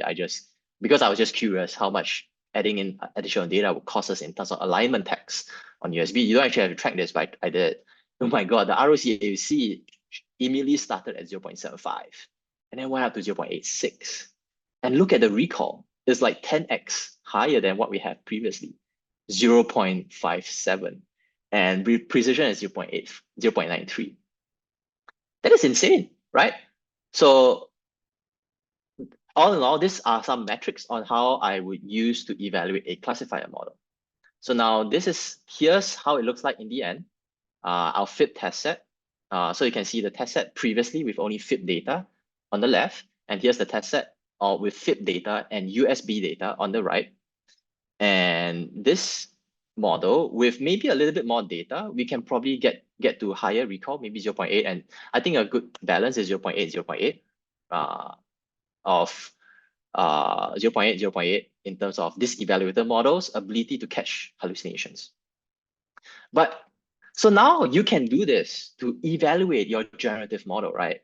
I mean, we have certain n-gram metrics like Rouge and Meteor, or you can use LLM as a judge, which is really expensive, but this model is super fast. Every query is like 20 milliseconds. Super fast, super scalable, and it's fully within your control. And now what I will ask you is, how could you fine-tune evaluator models to help evaluate on your task or evaluate summaries on relevance, information density? And okay, that's all I had. So now, long story short, this is my evaluator model to evaluate my summaries on factual inconsistency. And eventually there will be more evaluator models to evaluate on relevance and informational density, etc. So now go and fine tune your own evaluator models. That's all I had. That's really great, Eugene. I think that was like really great run through of like a lot of different things that you might want to think about with like concrete examples. I really recommend everybody check out these notebooks. I went through them a little bit fast, but you know, this is recorded. You can always slow it down. You can step through these notebooks. Also, you know, at times Eugene shared some additional resources for like his writing, and that really gives a lot of color to these things. I highly recommend you like check all of these things out. You know, just make sure you don't skip that, because I really enjoyed those writings myself. Let's see if there's a question. Let me open up the Q&A.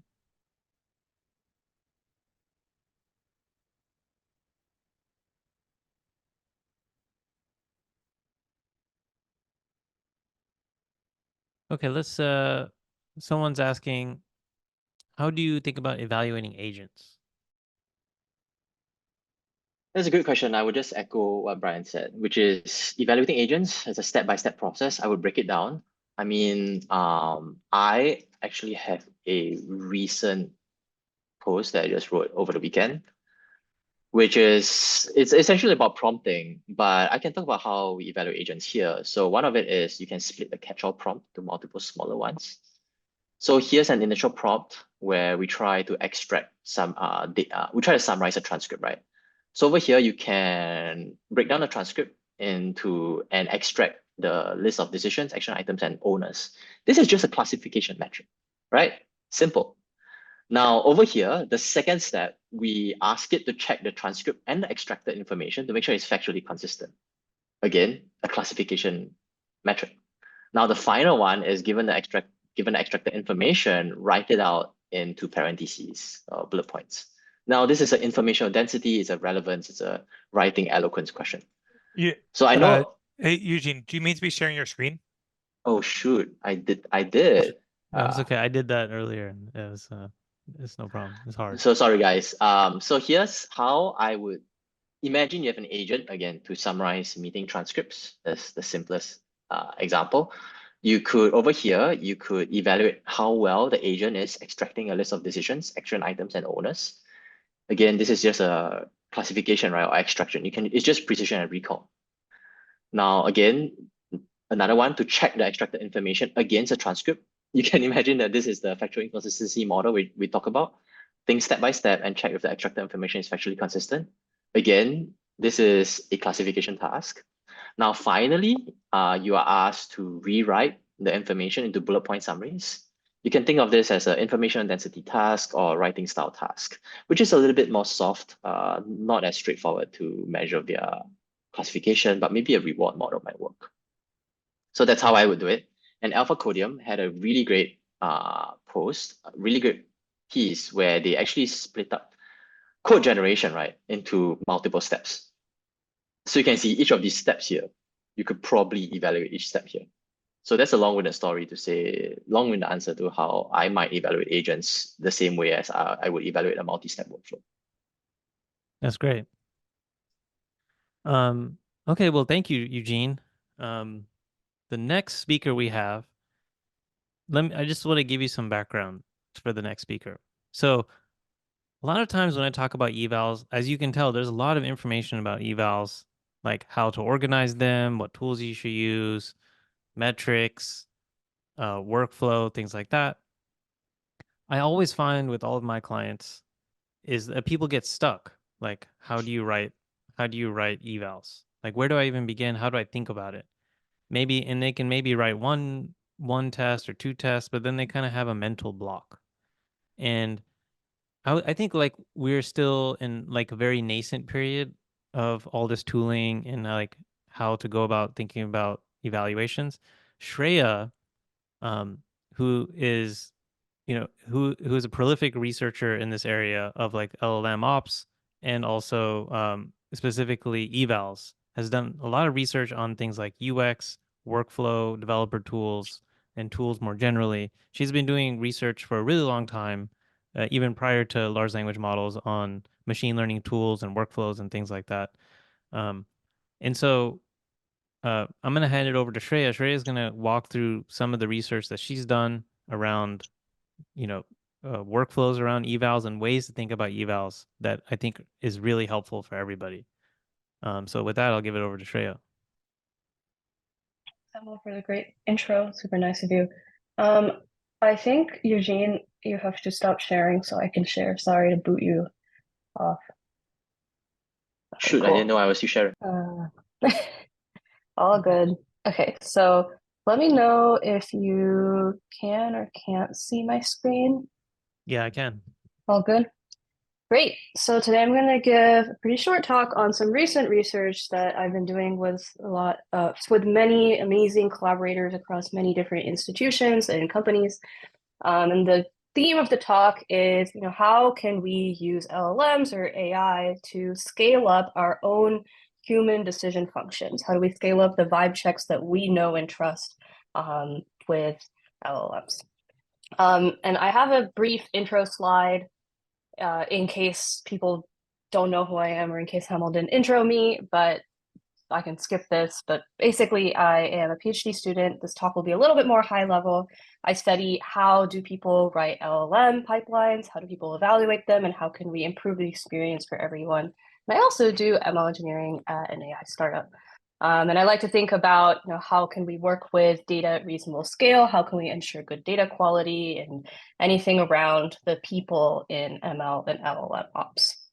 So without further ado, I will get into my talk. I don't need to go over this probably. I mean, you've been in this workshop for so long, but we really, really like LLM pipelines because their zero-shot capabilities kind of enable intelligent pipelines without having to train models. So if you take a look at a bunch of prompt templates from Langsmith, you'll see that people are doing all sorts of stuff. They're using LLMs to write code reviews. They're using LLMs to convert YouTube transcripts to articles. And when you kind of write a prompt template or pipeline around this, and I'll illustrate with this figure, say we have this YouTube transcript to blog post pipeline, we might feed in some input document, which is a YouTube transcript, put it in some prompt template that has some instructions, and then expect to get some some blog post out of the entire pipeline. So this all looks great, but the problem is when you try to do it at scale, the LLM doesn't always listen to instructions. So maybe you have an instruction around HTML structured, and 1 out of 10 times it doesn't output in proper HTML structure. Or maybe you have a sentence that says, avoid copying sentences directly from the transcript, but somewhere in the middle of the document, even GPT-4 might exactly verbatim output the same instruction. And the theme here is, no matter what, as suppose we fine-tune these LLMs on our tasks, there's no guarantee that it's going to listen to every single instruction that we've included in the prompt. We need some form of guardrails or assertions or evals to be able to quantify, how well does the LLM do our task and listen to what we define as good or bad. And that's where our kind of vibe checks and rules and guardrails come in. An insight from traditional ML is to simply put rules and guardrails around the model to detect bad outputs and correct them, or even rerun the pipeline. But this is really hard to do for LLMs. This goes back to what Hamel mentioned before. It's difficult to even get started thinking about what does accuracy or good even mean for your specific task, your outputs. Maybe 10 of us are trying to write pipelines that are converting YouTube transcripts to articles, but maybe we all want different formats, or we want the response to do something slightly different, right? So our vibe checks are all going to be different. Making this a pretty hard problem. You can't just kind of use what somebody tells you off the shelf. You've got to come up with your metrics yourself. Metrics might be complicated, requiring humans or even LLMs to evaluate. Say something like tone. If we want the tone of a blog post to be informal, or we want it to not sound like an AI, right? How do you encode that into something to evaluate? And every prompt, task, application is different. All of us are going to have different metrics, even if we're trying to do the same task, or different implementations of the metrics if we're trying to do the same task. And I like to think about these vibe checks a lot, or guardrails or evals, or whatever you want to call it in general, along the scale of generic to task specific. On one hand, we've got common NLP metrics that model providers talk about when they release new models, which is great. But doesn't really tell us how well those models are going to do for our custom tasks. We've got something in the middle where we know of good metrics for common architectures. For example, RAG pipelines. We know that faithfulness is a good metric from the Ragas paper. So that's great. But we really also want to be pushing towards these task-specific metrics. So if you have an exact structure that you want your output to follow, not just JSON, but a specific, you want at least 2 of those JSON keys to follow the same pattern. You want some more finer grained constraints on that, that goes more towards the vibe checks. And if I showed you one axis in the previous slide from generic to task-specific, but there's also another axis to consider, which is how simple or scalable is the method. Stress testing prompts in ChatGPT don't really scale, especially in production. And then fine-tuning evaluator models are pretty high effort because you have to constantly be collecting data and determining whether this is good or bad, and then be able to fine-tune the model. Vibe checks performed by humans don't scale, but we shouldn't discount them because most people do this and they're quite effective, especially in the early days of prompt engineering. And what we really want to do is move these vibe checks towards the upper right quadrant. And codify them. You can call them validators, you can call them assertions, you can call them guardrails. I honestly don't know what to call them, but the idea here is to have a set of task-specific constraints or guidelines that you feel confident aligns with what you think is good for your task. So a lot of our recent research has been in developing evaluation assistants, which are tools that aid humans in creating these task-specific evaluations and assertions that align with how they would grade. So in my talk, I'm going to briefly cover, what do we want to think about and how can you build your own evaluation assistants? The key idea here is to use LLMs to scale, not replace your own judgments and decisions. And I'll talk a little bit around different parts of the workflows and how we can use LLMs to do that. I'll start with how can we use LLMs to auto-generate criteria and various implementations of that criteria. And then I'll talk about a recent Mix Initiative interface that we built to develop custom assertions and some lessons that we learned from briefly prototyping this interface with a bunch of LLM experts. All right, so let me jump into bootstrapping criteria. Okay, so let's pose this concrete example here. Let's say we have a document summarization pipeline, but the summarization pipeline is for medical documents. So there are some additional examples additional instructions like return your answer in Markdown because you want it to be a report that your doctors are going to read in a custom interface. And maybe you also have some instructions like don't include any sensitive information like race or gender and have a professional tone. So you can see how these kind of get pretty specific towards the end user. Having assertions gives you a fine-grained view of correctness or goodness of LLM input and output quality. And every custom LLM pipeline should have some table like this, I think. But the challenge really is coming up with the criteria. What are the columns that you want here? And then good ways to implement this criteria. So some of them, for example, can be implemented with code.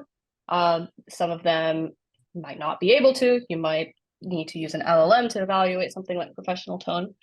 And engineering that prompt itself can be hard, right? You're already engineering your main prompt, so engineering the validator's prompts is a little bit excessive. So how can we enable humans to efficiently come up with good and bad examples of professional tone to seed the validator prompts, for example? So an overview of this problem, which we talk about in our Spade paper, is how can we generate a small set of assertions that have good coverage with what humans think are bad outputs and also have good accuracy. So challenges here are how do we find the right assertion criteria desired by the developer, and how should we guarantee the coverage of failures with a small amount of assertions, right? We don't want to give you thousands of assertions to run in production, thousands of guardrails, because monitoring that or visualizing that would be a mess. And our Spade system employs a two-step workflow to do this. First, we generate a bunch of candidate assertions with LLMs, and then we filter them based on human preferences. So our insight here for how do we generate custom assertion criteria is that the criteria are hidden in prompt version history. So when humans are iterating and improving on the prompt, we can tell what is it that they care about and what are unique mistakes that LLM makes. So maybe our document summarization pipeline starts out with a template like this, which is very common. A lot of doc summarization pipelines will start out with a prompt like this. And then when trying it on their data, they might notice that sensitive information is included in the summary, and the specific application developer doesn't like that. So they add an instruction that says, don't include the sensitive information in the summary. Then maybe we might see another human-generated prompt delta or prompt edit that says, do not under any circumstances include sensitive information. So what does this tell us? This tells us that the LLM is kind of bad at determining what does sensitive information mean, doesn't listen to that instruction, I don't know, come up with a lot of conclusions there, but so forth, right? You can imagine looking at how humans evolve their prompts to determine what it is they care about at what magnitude, right? If you edit the same line maybe 15 times, maybe that's a sign where the LLM is a little bit more bad there than in other places. So what we did here to build the first part of the Spade assertion generator was to look at a bunch of prompt templates across different domains and categorize all of the edits people made to those prompts. And we came up with this taxonomy. Some examples of edits are maybe inclusion instructions or exclusion instructions. A lot of people have very specific phrases that they might want to include or exclude, which should be caught right in these assertion criteria. So using that, we can then seed the LLM to help us come up with assertion criteria custom to our prompt. We can maybe use ChatGPT even to just copy in that taxonomy, copy our prompt template, and then say, what are some assertion criteria that I should use based on my prompt, based on these edits, and come up with as much assertion criteria as you can. And the LLMs are pretty good at this. They're slow, but they're good. They at least find things that are aligned with mistakes that we might want to catch via assertions. So Spade first gets a bunch of natural language criteria and then generates a bunch of Python function implementations. I think the second part is less relevant. Like if you want to use a Python function or a JavaScript function, or you want to use the LLM-based validator, whatever it is, I think the key idea to take away here is that you as a human are editing your prompt. You have really good insights into what the failure modes are. And so how can you kind of codify that, maybe using such a taxonomy into assertion concepts that you should think of? And we deployed this, and we had a bunch of people try it out in a UI. We deployed this with LangChain, so thank you to the LangChain team for collaborating with us here. And we found that, across the board, across different fields, inclusion and exclusion assertions are most common. And we found a number of problems also with the assertions, right? Who knows if LLM generated code is correct? We found redundant ones, we found incorrect ones. And then if you're interested in learning about how we solve those problems, you can read our paper for more insights there. Cool. Now I want to talk about thinking about a UI around this experience. I mentioned you can use ChatGPT to maybe bootstrap some assertion criteria, but that's kind of underwhelming and requires a lot of back and forth, right? Maybe you go through ChatGPT many times, maybe you test it out in your Jupyter notebook or the OpenAI playground. You're jumping between different interfaces and trying to figure out how to make sense of it. If you are a developer, maybe at a larger company, or trying to build evaluation tooling at your company, right? How do you think about interfaces for that? The main motivation for this actually came out of Spade just taking forever to run. How can we, use humans more efficiently in this process? How can we found that, people wanted to improve and iterate on the Spade generated assertions. And they also didn't feel like the assertions were aligned with their end goals or with their own preferences, partly because they didn't fully know their preferences yet, which I'll get to later. But the goal of this interface here, or thinking about an interface here, is how do you help people iterate really quickly and discover their own preferences on what are good and bad outputs and codify those into assertions as quickly as possible. So key idea here is we've got to minimize wait time when in this entire evaluation process. So take a typical evaluation pipeline, look something like this. You've got a prompt that you're testing. You've got a bunch of inputs, out and outputs. This latter part of the pipeline, where you're generating metrics, trying to identify which metrics are good, trust your own metrics, and so forth, that part takes a really long time. So how can we include a human in the loop? Maybe humans can edit criteria, refine criteria that LLMs come up with. And maybe humans can also interactively grade LLM outputs to figure out what are better prompts for the evaluators, the LLM-based evaluators.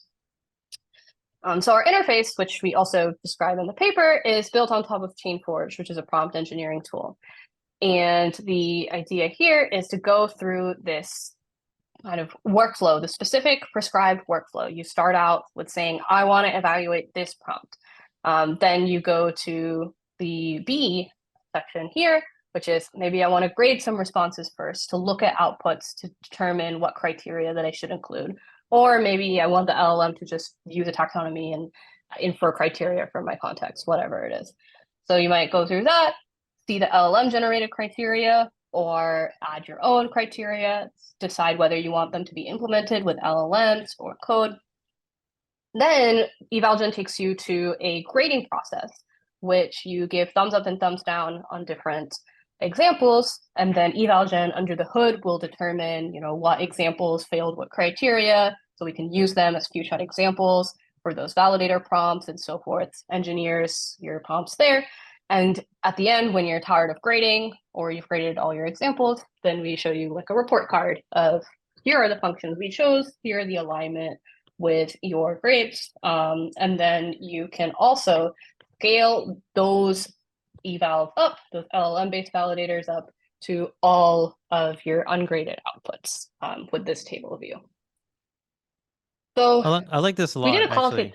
I really like that interface a lot. Like, it's really cool because what happens is you start from your prompt, and your large language model is used to like look at your prompt and kind of guess like what kinds of assertions, what kind of tests that you may want to write, and then it helps like bootstrap that. So it gives you a starting point. It's like writer's block. It like gets rid of writer's block for writing evals. It's really great. Okay, so I'm excited to show you the V2 that I was screenshot. Oh wow! Oh nice. Okay. In here, yeah. So I also know I'm running out of time. I can. No, keep going. Do you want me to it's fine. skip directly to that? Yeah, Or- sure. If Yeah, if people have to go, they can always watch the video, and we've always run over. So Hmm. you Okay, sounds good. keep going. yeah. Great. Okay, so speeding away, but here's our interface. And, it's a research prototype. It's super hacky, breaks all the time. So anyways, we decided, how do people even use an interface like this? This is fairly new, right? Figuring out how to help people, assist people in coming up with evals for their tasks in an interactive interface. I don't know if people have done this before, but certainly there's probably a lot we can learn just by putting that interface in front of people. So that's exactly what we did. We got 10 people. We ended up not using one study, but we got 10 people who are experts, who have built LLM-based products and pipelines in production before, and we asked them to use eval-gen in an open-ended way. We gave a sample task around named entity recognition from tweets, a data set of tweets, or they could bring their own task, which I think like only one person did their own task. And we found, generally people liked eval-gen as a starting point for their assertions. So 0 people thought the assertions that eval-gen came up with up front were good, but they saw the value in, unblocking themselves from moving forward. And we realized that, this evaluation and coming up with good evaluators is definitely an iterative process. And people had a lot of mixed opinions on assertion alignment, which we dig into in the paper in more depth, but I'll talk about 2 big things that I didn't really expect going into the study that I learned. The first one is that we noticed as people were grading, their own criteria for what is good and bad output is drifting. It's a function of the output. It's a function of the LLM. It's a function of viewing more outputs. It's a function of the roles that they include in the outputs, whatever it is. Grading outputs spurred changes or refinements to eval criteria. So not only were they adding new criteria, but also the participants were reinterpreting the criteria to better fit LLM's behavior. So one great example of this was there's this instruction in the prompt that says extract all entities from this tweet and don't include hashtags as entities. So that was the criteria, no hashtags as entities. And we found that there were multiple outputs that included hashtags as entities. The first time people saw something like this, they graded it badly. The second time they saw the LLM, extract the hashtag as an entity, they might say something like, I said no hashtag as entities, but I think the LLM did the right thing here. Colin Kaepernick is like a very famous American football player. And they thought that did something right. And then when they saw this failure mode again, for example, Nike being extracted as an entity, and they noticed, I'm failing everything. I actually think the criteria should be no hashtag sign in the output. And some people thought like, the LLM was smart enough to keep the hashtag if it thought the hashtag was, so like for example, just do it. The hashtag is part of the entity itself, so it might include the hashtag in the output. Or if the entity is famous enough without the hashtag, then maybe it wouldn't include the hashtag. I don't really know. Everyone had different opinions here, which is the point. The point here is that everyone has different opinions and whatnot. People want to go back and change their grades, and people also have different opinions than what they had 5 grades ago. So how do we build these interfaces and support, this dynamic, evolving nature of what makes a good output? Sense making, what is the LLM doing? How can I make sense of it? This is a natural part of grading, human grading. And the implications here are that grading has to be continual. You've always got to be looking at your production data. You've always got to be learning from that. No evaluation interface, we learned. No evaluation assistant can just be a one-stop thing where you grade your examples, come up with evals, and then push it to your CI or push it to your production workflow. No, you've got to always be looking at outputs. And one of the things that we've been doing that's quite exciting at the startup that I'm doing ML engineering for is we have a Slack channel where we just log a bunch of outputs every single day for different LLM-based workflows, and we literally look at them and we try to go back and reinform our assertions, which definitely helps things evolve. The second thing that we learned from the eval-gen study was that code-based evals are very, very different from these LLM-based evals. I don't know why I thought going into the study they were similar, but they're not. People want to grade outputs to align the LLM-based evals, but not necessarily the code-based evals. When they want to evaluate something like markdown format, for example, using a validator, they just want to see the code that's generated to implement that criteria. They don't want to look at examples of good markdown, not good markdown, and hope that the LLM finds a good example there. And so when asked, like, okay, when do you want to use LLM-based evaluators?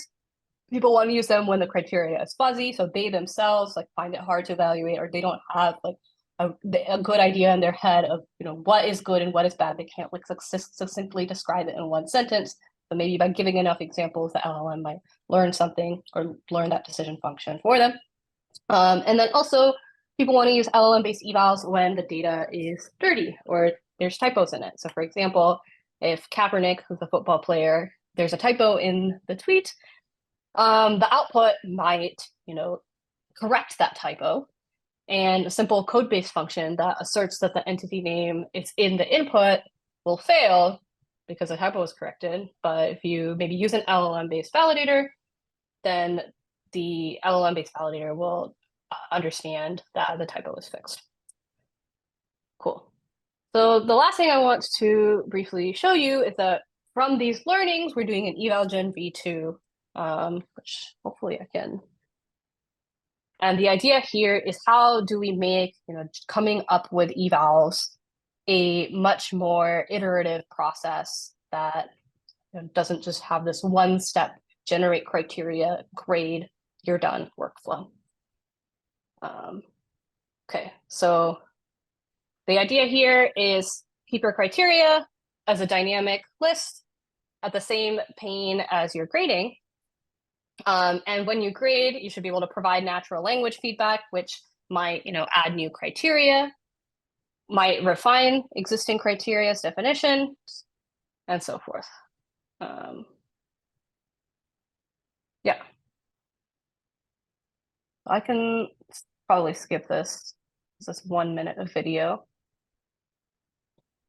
Oh, another thing that we found that was interesting, which I didn't include in the slides, but it's in the paper, is that people want to give per criteria feedback. So maybe it's grammatically correct, but not following some certain tone instruction. So people want to give a thumbs up on one, thumbs down on another. So are you going to share where people can play with this? Is this public enough to where almost, people it's can very run it? close. Okay. We're all academics and like working. So we move very, very slowly. This is a pet project, but you can go to chainforge.ai and play around with chainforge at least. And you can play around with the table view that I had here. This table view on the right. If you write your own LLM-based evaluators, like write your own prompts for criteria yourself, then you can run those and see this table view on your prompt. Yeah, I recommend playing with this. I find it like whenever I hit a wall of like not being able to explain like writing evals to people, I show them this and it works wonders. Thank you. It's awesome. Yeah, I'm excited for the V2 to come out. But the V2, yeah, I just need to implement some more algorithms in the market, and I will do that when I have time. Cool. So this is my last slide. My overall takeaways from all of this, is when running LLMs at scale, there's going to be mistakes, and we can use LLMs to, along with context for what humans care about for their prompts and what makes for good output, for example, prompt deltas, we can use that to assist them in coming up with good evals. So there's no, my slide animations. Oh, okay, cool. Yeah, prompt deltas can form assertion criteria. And when you build an eval assistant, it's got to be iterative. It's got to work and consistently solicit grades from the human as data and the LLM prompts and parts of the pipeline as well. And yeah, if you have any questions, please feel free to email me. Check out the preprints. They're on my website and they're on archive. Thanks so much, Hamel, for having me, and Dan. We've not met Dan. This is excellent. But... Yeah, the Discord is going wild. They really love this stuff about these interfaces and this like explanation. Oh, that's great. Yeah, this was really awesome to see. Should we go yeah. through? I don't know, Shreya and I think Eugene might be back. I don't know if you guys have time to go through questions. I think we'll either way go through some of the questions that we have queued up here. Yeah, let's do it. I have like 5 minutes and then I gotta eat lunch before the meeting. I wonder if I'm gonna look through these and see if there are any that, or actually, Shreya, you can see some of these. Are there any that immediately come up to you as interesting ones you want to cover?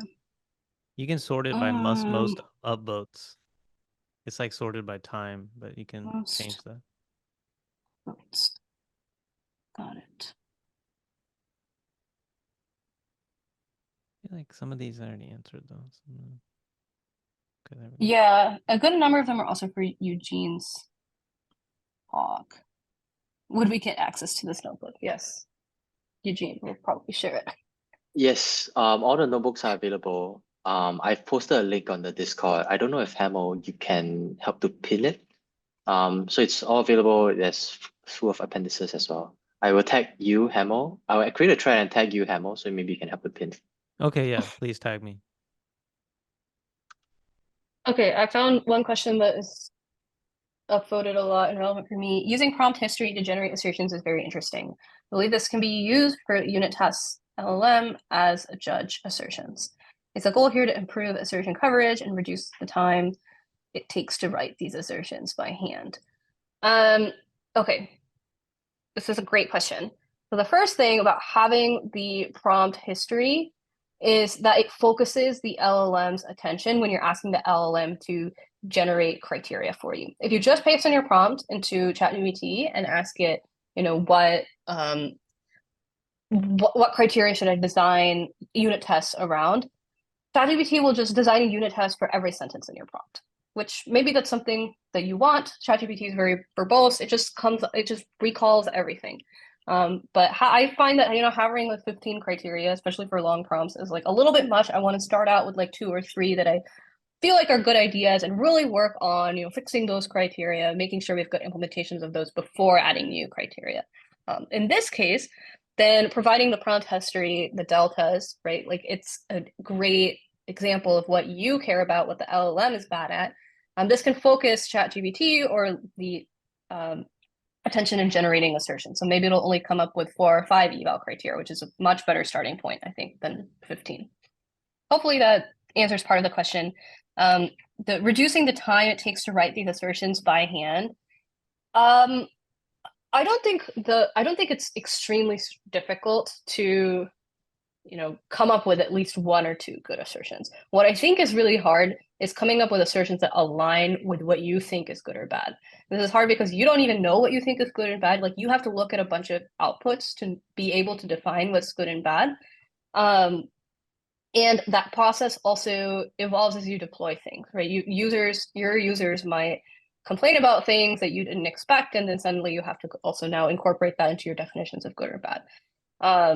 So having kind of an evaluation assistant to help you draw conclusions from all of this constantly changing data, help you define what you think is good, that's where I think the biggest value lies, not just like generating code from an LLM.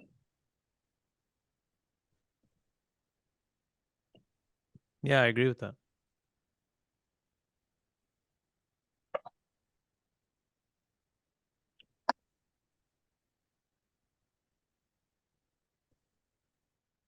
There was a question that I don't know if it was answered or not from Wade. How are you organizing your unit tests? Where are you running them? Oh, no, Eugene did answer that. Sorry. I think that was a question for Brian. Gotcha. Yeah, and he mentioned something like notebooks as unit tests, orchestrated. Oh yeah, he talked about the superpower of Hex for running those. Yeah. It's my favorite subject, which we won't get into from a former life. Okay, so other questions. Oh, there's some I can do pretty fast. Like how well do these assertion criteria extracted from patterns in the prompt versions generalize across models? Pretty well. The data set of prompt edits that we looked at had prompts that were intended for Mistral, Llama 2, ChatGPT 3, 3.5, as well as 4, and Claude 2. So I don't know. I think people make edits to their prompt in similar ways, no matter what LLM they're using. There's a question from Lucas. In the honeycomb example, it was clear that you could write good unit tests for the data because, is the query valid, et cetera, but I imagine it's a lot more difficult for the general LLM input-output pairs. Curious to learn more about that. Okay. Generally speaking, in an applied use case, I find that more often than not, it's narrow enough to where it's not just general language, like apply to anything, do anything. There's some specific task that you want to get done, that you're trying to aid the user to do something specific. And a lot of times, like, there's a lot of components, like there's function calls, there's RAG, there's something like that. And there's a lot of failure modes that can happen that you can test for. However, like as Dan mentioned, there's some use cases where it doesn't really, like if it's just like an internal tool where you're just trying to do something like reword text or summarize text, or, there's definitely use cases like that where maybe unit tests are not going to have as much teeth. But it's always good to think about, these unit tests.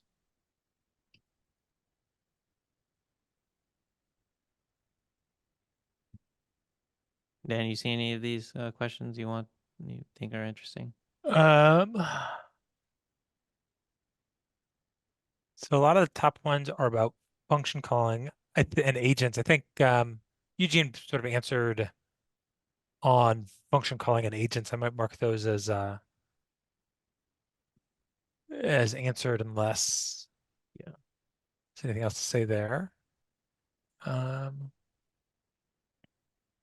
We got it somewhat heavily upvoted, and there's a quick answer. OpenAI has a temperature param in their API. Is there something similar in open source LLMs that we have to account for? Yeah, and unit tests. Yes. So these models also have a temperature. Set it to 0. It's actually some class models where you get an assertion error. You get some error if you set it literally to 0 and you set it to 1e -6 or something. But yeah, all the open source models you can set temperature to 0 as well. I thought this question is good. It says before starting a task, how important is it to have evaluation method? How to fix this as you learn more about the task in the process of doing this? Okay, so you don't need to set up evaluations in the very, very beginning. Like, make some minimal product or something. Like, you don't want to just be like super academic and say, I have evals before even beginning. You might not even know what you're trying to build. Like, as far as like when I build stuff, like I don't necessarily know I don't really have a clear picture. I kind of have to like shape it a little bit. And so you can certainly start with like without evals, but you need to quickly think about evals at some point when you want to improve the system. And so don't let evals necessarily get in the way of making something. Just know that like it is a crucial thing when you're trying to at some point make it better. And that's how you make it better. And to carry that even a step further, I think like one of the things that I've not thought about very crisply, but really came out of Shreya's talk, is that when you actually don't upfront know all the evals you want. And one of the nice things about working with LLMs is like to call ChatGPT, like to open up a browser window and try something and see what isn't working is super easy. So I would say you probably don't want to do anything formal upfront, like run a few examples, like literally type ad hoc in what you think the question is into Claude or ChatGPT, and then be like, here's the thing that's not working, and then I realize it's difficult. And you'll do a better job once you've just experimented around and then build up the complexity over time rather than after you've like experimented rather than trying to imagine the pitfalls up front. Yeah, I agree. I just want to reiterate what Hamel and Dan have been saying. I mean, we don't want to get into eval paralysis. Like, we don't need have all our evals laid up front before we start doing something. Just build something small, 30 samples maybe would be good enough. And as you start doing it, you start to see more and more edge cases. And that's how you add evals, right? Add evals like test cases. So it's an iterative process. So we don't want to have evals also slow down your building process. It's good as a test harness, it's good as an insurance. It helps you stay safe, but it shouldn't slow it down too much. And it's also interesting to think about, so there are different use cases or different problems. Some, the eval is actually like just classification. And for those, Eugene showed a bunch, showed examples. The eval, it's pretty obvious what the evals should be. And then there are others where it's not classification, you're generating free-form text, or it's like very fuzzy. And those you'll accumulate evals iteratively as you see like what doesn't feel right.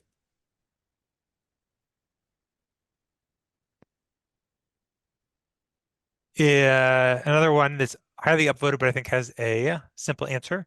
Is LM as a judge a fine-tuned model or only works by improving prompting? I think LM as a judge, there may be exceptions, but is almost always just like a very, very good, very, very smart, publicly available model. Because if you're fine-tuning, that's typically a case where like you have a bunch of examples of the correct behavior, and you might use that to build like the model that outputs the data. But the number of ways these models can fail is sort of like open-ended and fuzzy. So I would say I've only used LM as a judge with models that are not fine-tuned, and I think that's probably generally true. Yeah, I mean, I have only fine-tuned a model once for this in a specific use case I can't talk about, but I think I would avoid it because then it becomes like turtles all the way down, or Yeah. like, you know, yeah, like basically, you want to try to use off-the-shelf model and align it with the human because like the complexity is like way too high. If you start like fine-tuning this other model, it's like judge model, it becomes insane, and I don't recommend it.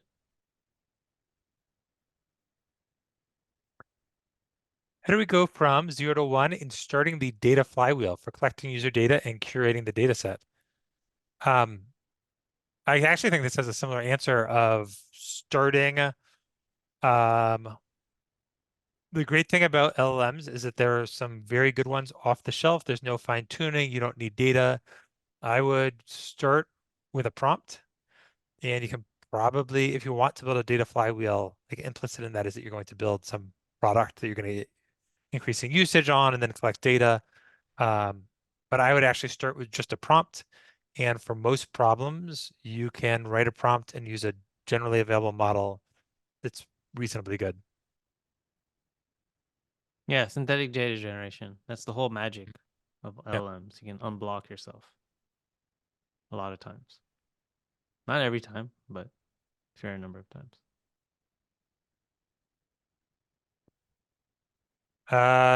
Your code, here's one with 3 upvotes. Your code uses do sample equals false, but real life prod will use do sample equals true. What's the thinking here? It varies a ton by use case, but I would say that for the use cases I deal with, do sample is pretty much always equal to false. Do sample is basically like is temperature non-zero. We like for the projects I work on, we just say like we want something deterministic. We want the best answer. Oh, we don't need variety. If you were building like character AI, you would want it to be more creative and varied. Uh, what about you guys? Do sample in prod, is that usually true or false? You mean for few shot examples? No, sorry. The do sample parameter in when you make your generation call.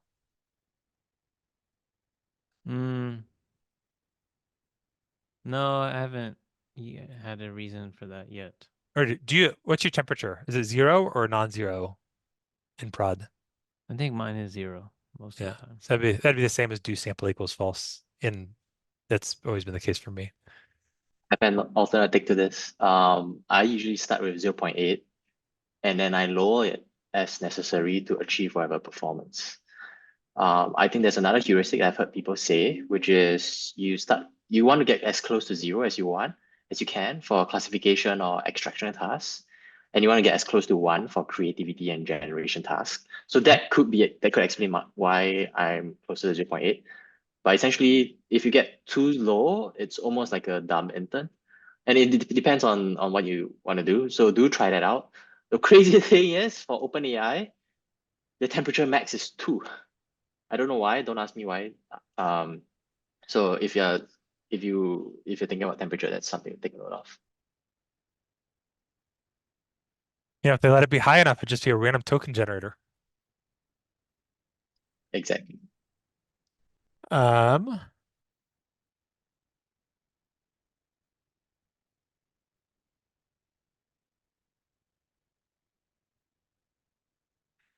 There's a comment from, I probably can't even pronounce or question from, I probably can't pronounce their username, Manemic. When doing A/B tests on an LM, how would you prepare the data? What I mean is, do you just ask your LM to vote A/B, or do you do some prep ahead of time? There's a chance that was misinterpreting something that I talked about earlier, where I said we're using A/B tests. We actually have 2 different models that are producing output. So in this case, that was for alt text, like 2 different models that you could use to take an image and get a description from it. And then we had people who rated each of some people would rate one model and some people would rate another model. And then whichever got higher scores, we just said like, okay, that's the model that we're going to continue using. The model that got worse scores, we would just discard, but it was the people rather than the model that were assigning scores. You could, in theory, have an LLM pick between 2 candidate pieces of text. I've never done it and I don't immediately know the use case for it. And then it would be hard to answer this question of like how much data cleaning do you do before that if without I think it would always depend on the particulars of the problem and why you're using an LM for this so-called A/B testing. Let's go back to the top of the upvotes.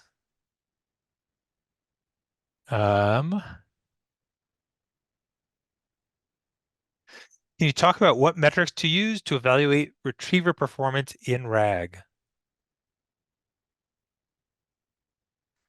I think there's probably a better answer than what I've done historically. Eugene, do you have any thoughts on this one? Yeah, a few things. I won't go into the standard ones. I think the first thing is, let's say if your context size is like 10, you want to make sure that at least you have some of it that's relevant. You have some relevant stuff in there that's recall, and then that's also ranking. But what is also quite important, so recall is really just recall at 10, how many of those documents are relevant, and ranking is you want to make sure that the more relevant ones are closer to the top. Personally, for me, what I find to be quite important for RAG is this metric that I've never had to consider before. And this metric comes about, what this metric is how often can you actually return 0 results if the customer is asking a question that you have no documents for. So if you're using purely semantic search is just KNN, you just go grab whatever's the nearest, and the similarity could be 0.1, but you just pull it out, that's crap. The problem this happens is that LLMs just cannot distinguish relevant from irrelevant data. The more recent ones can, but it's just not very good at doing that. And a lot of this is also because of this eval, which is called needle in a haystack, that forces the LLM to try to pay attention to everything and try to use it. I believe that there's an alignment tax where you try to optimize for needle in a haystack. You also reduce the LLM's ability to reason over irrelevant documents in a context. So that's why it's very important to me that, hey, we're going to have some test queries that have absolutely no data in our retrieval index, and we want to make sure that it's always we get 0 or close to 0. So long story short, recall for 1, just to make sure you have at least relevant data, and that's recall at 10. Ranking, which is NDCG, you want to make sure that your relevant data is close to the top.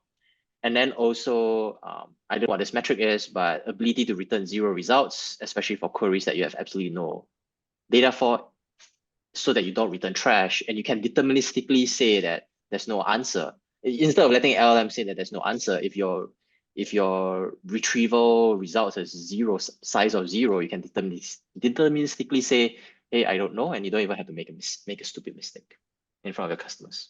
Yeah, that's a good point. And it reminds me, I talked about this project I did in workshop 1. I talked about this project I did for this chatbot for a European shipping company called DPD.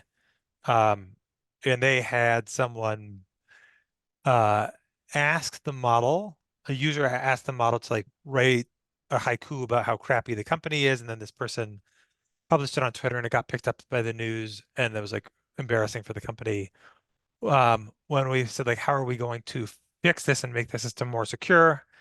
This isn't a perfect solution, but one of the things that we did was to say, if you don't have any document that meets some relevance threshold, there's a good chance that actually this is a user who's trying to do something that we actually don't want to allow. And so it's not even like that we can't do a good job of it. This was just a way of detecting adversaries, like a not perfect way, but a way of detecting adversaries and shutting down that whole interaction. And the amazing thing with lexical retrieval, is lexical retrieval, you can have a score, and even embedding retrieval, you actually have a score in terms of distance, right? You can say if anything that's way too low on similarity, just threshold it. Yep. That's beautiful. This one I think is for you, the top voted one, from Sam Silver. So Google had a kerfuffle where they retrieved relevant documents, but the documents were not factual. I like the description. It didn't hallucinate relative to the documents, it hallucinated relative to reality. I'd be curious to hear about the relative importance of these problems, and if you've ever worked on filtering documents, the documents or the corpus itself, to ensure that the documents themselves are factual or unbiased or whatever else. That's a great question. And sometimes this happens. Sometimes your documents could be factual, but could be biased. It could be about racism, fascism, whatever. And there's documents out there like this. I don't know how to solve this problem yet. I think you could probably solve this problem with a content moderator over all your documents. Like say if you check if your documents are, I mean, the ones that are very clear is like toxicity, bias, offensive behavior, not safe for work, sexual content. Those you can easily do. And because you're using RAG, you can very easily exclude them from your retrieval index. That's your immediate end code, right? So imagine if I was Google's case, the pizza and the glue. Okay, we know glue is causing it. We pull the end code, remove that piece of data from your retrieval index so that the Google Search AI summarizer never sees it. Problem solved. I think that's how I would solve it. But as to how to actually check this kinds of data where it's clearly misleading or clearly untrue data, I actually don't know yet. If we have some data that we can learn, I think content safety is very straightforward. Offensive data is very straightforward. We have a lot of data on that. But for things like this, that's really about a threshold that we've never had to grapple with before. I think it's still an open problem.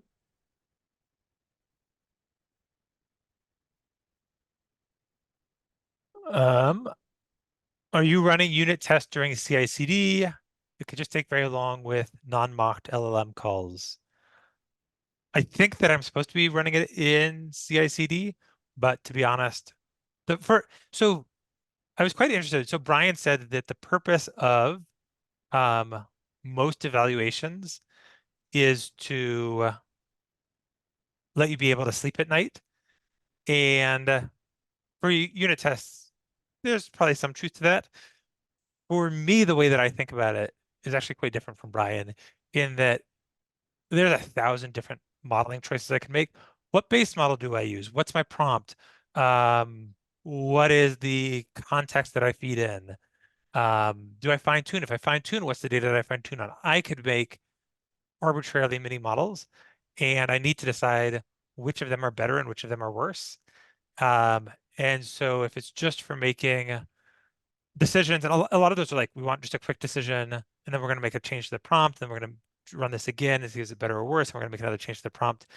And so frequently, I just want it to be really easy and low latency, and for that reason, we typically run them. The developer runs them locally. You don't even need to push anywhere. If we wanted it to work like conventional unit tests of like a safety thing, Hamel gave the example of not exposing private data, then I would probably put it in CI/CD to avoid the possibility that we forget to run it on something that gets deployed. My use cases aren't like that, and we're just measuring quality, and so always run it locally. And then, yeah, can take a long time. Yeah.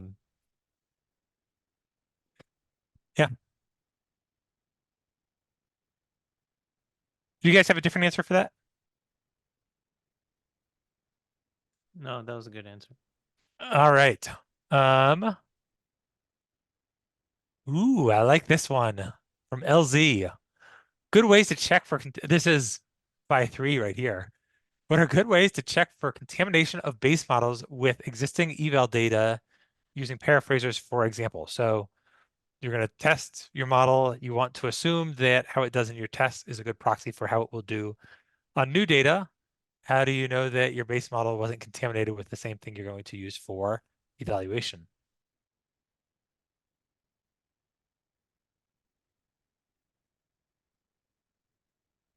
I'm going to answer first. Yeah, I don't know. Go ahead. Yeah, I mean, it's kind of like very similar to machine learning in general. Like, okay, it is useful to kind of also look at your production data and see whether that is like skewing really bad relative to like your validation data and whatever.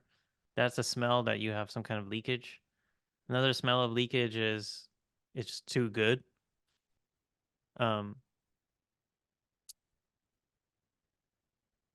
Leakage is hard, to be honest.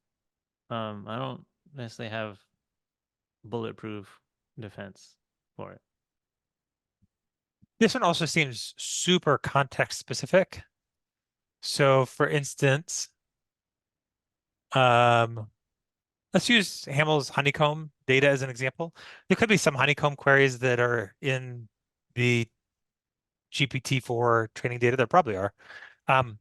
But there's no reason to think that the ones that was collected for him to fine tune on are more likely to have been pulled from the GPT-4 training data than ones that they will have in production. And so they're like, you can just sort of reason about it. Or if you use my example, we had that I talked about today was this debiasing essays. Those were essays that just got written, or not essays, like we could call them journal articles. They just got written, they were submitted to an academic publisher, and now we're going to edit them. The fact that they were just submitted for the first time, literally like days before we came to edit them, would make us think they probably weren't in the training data.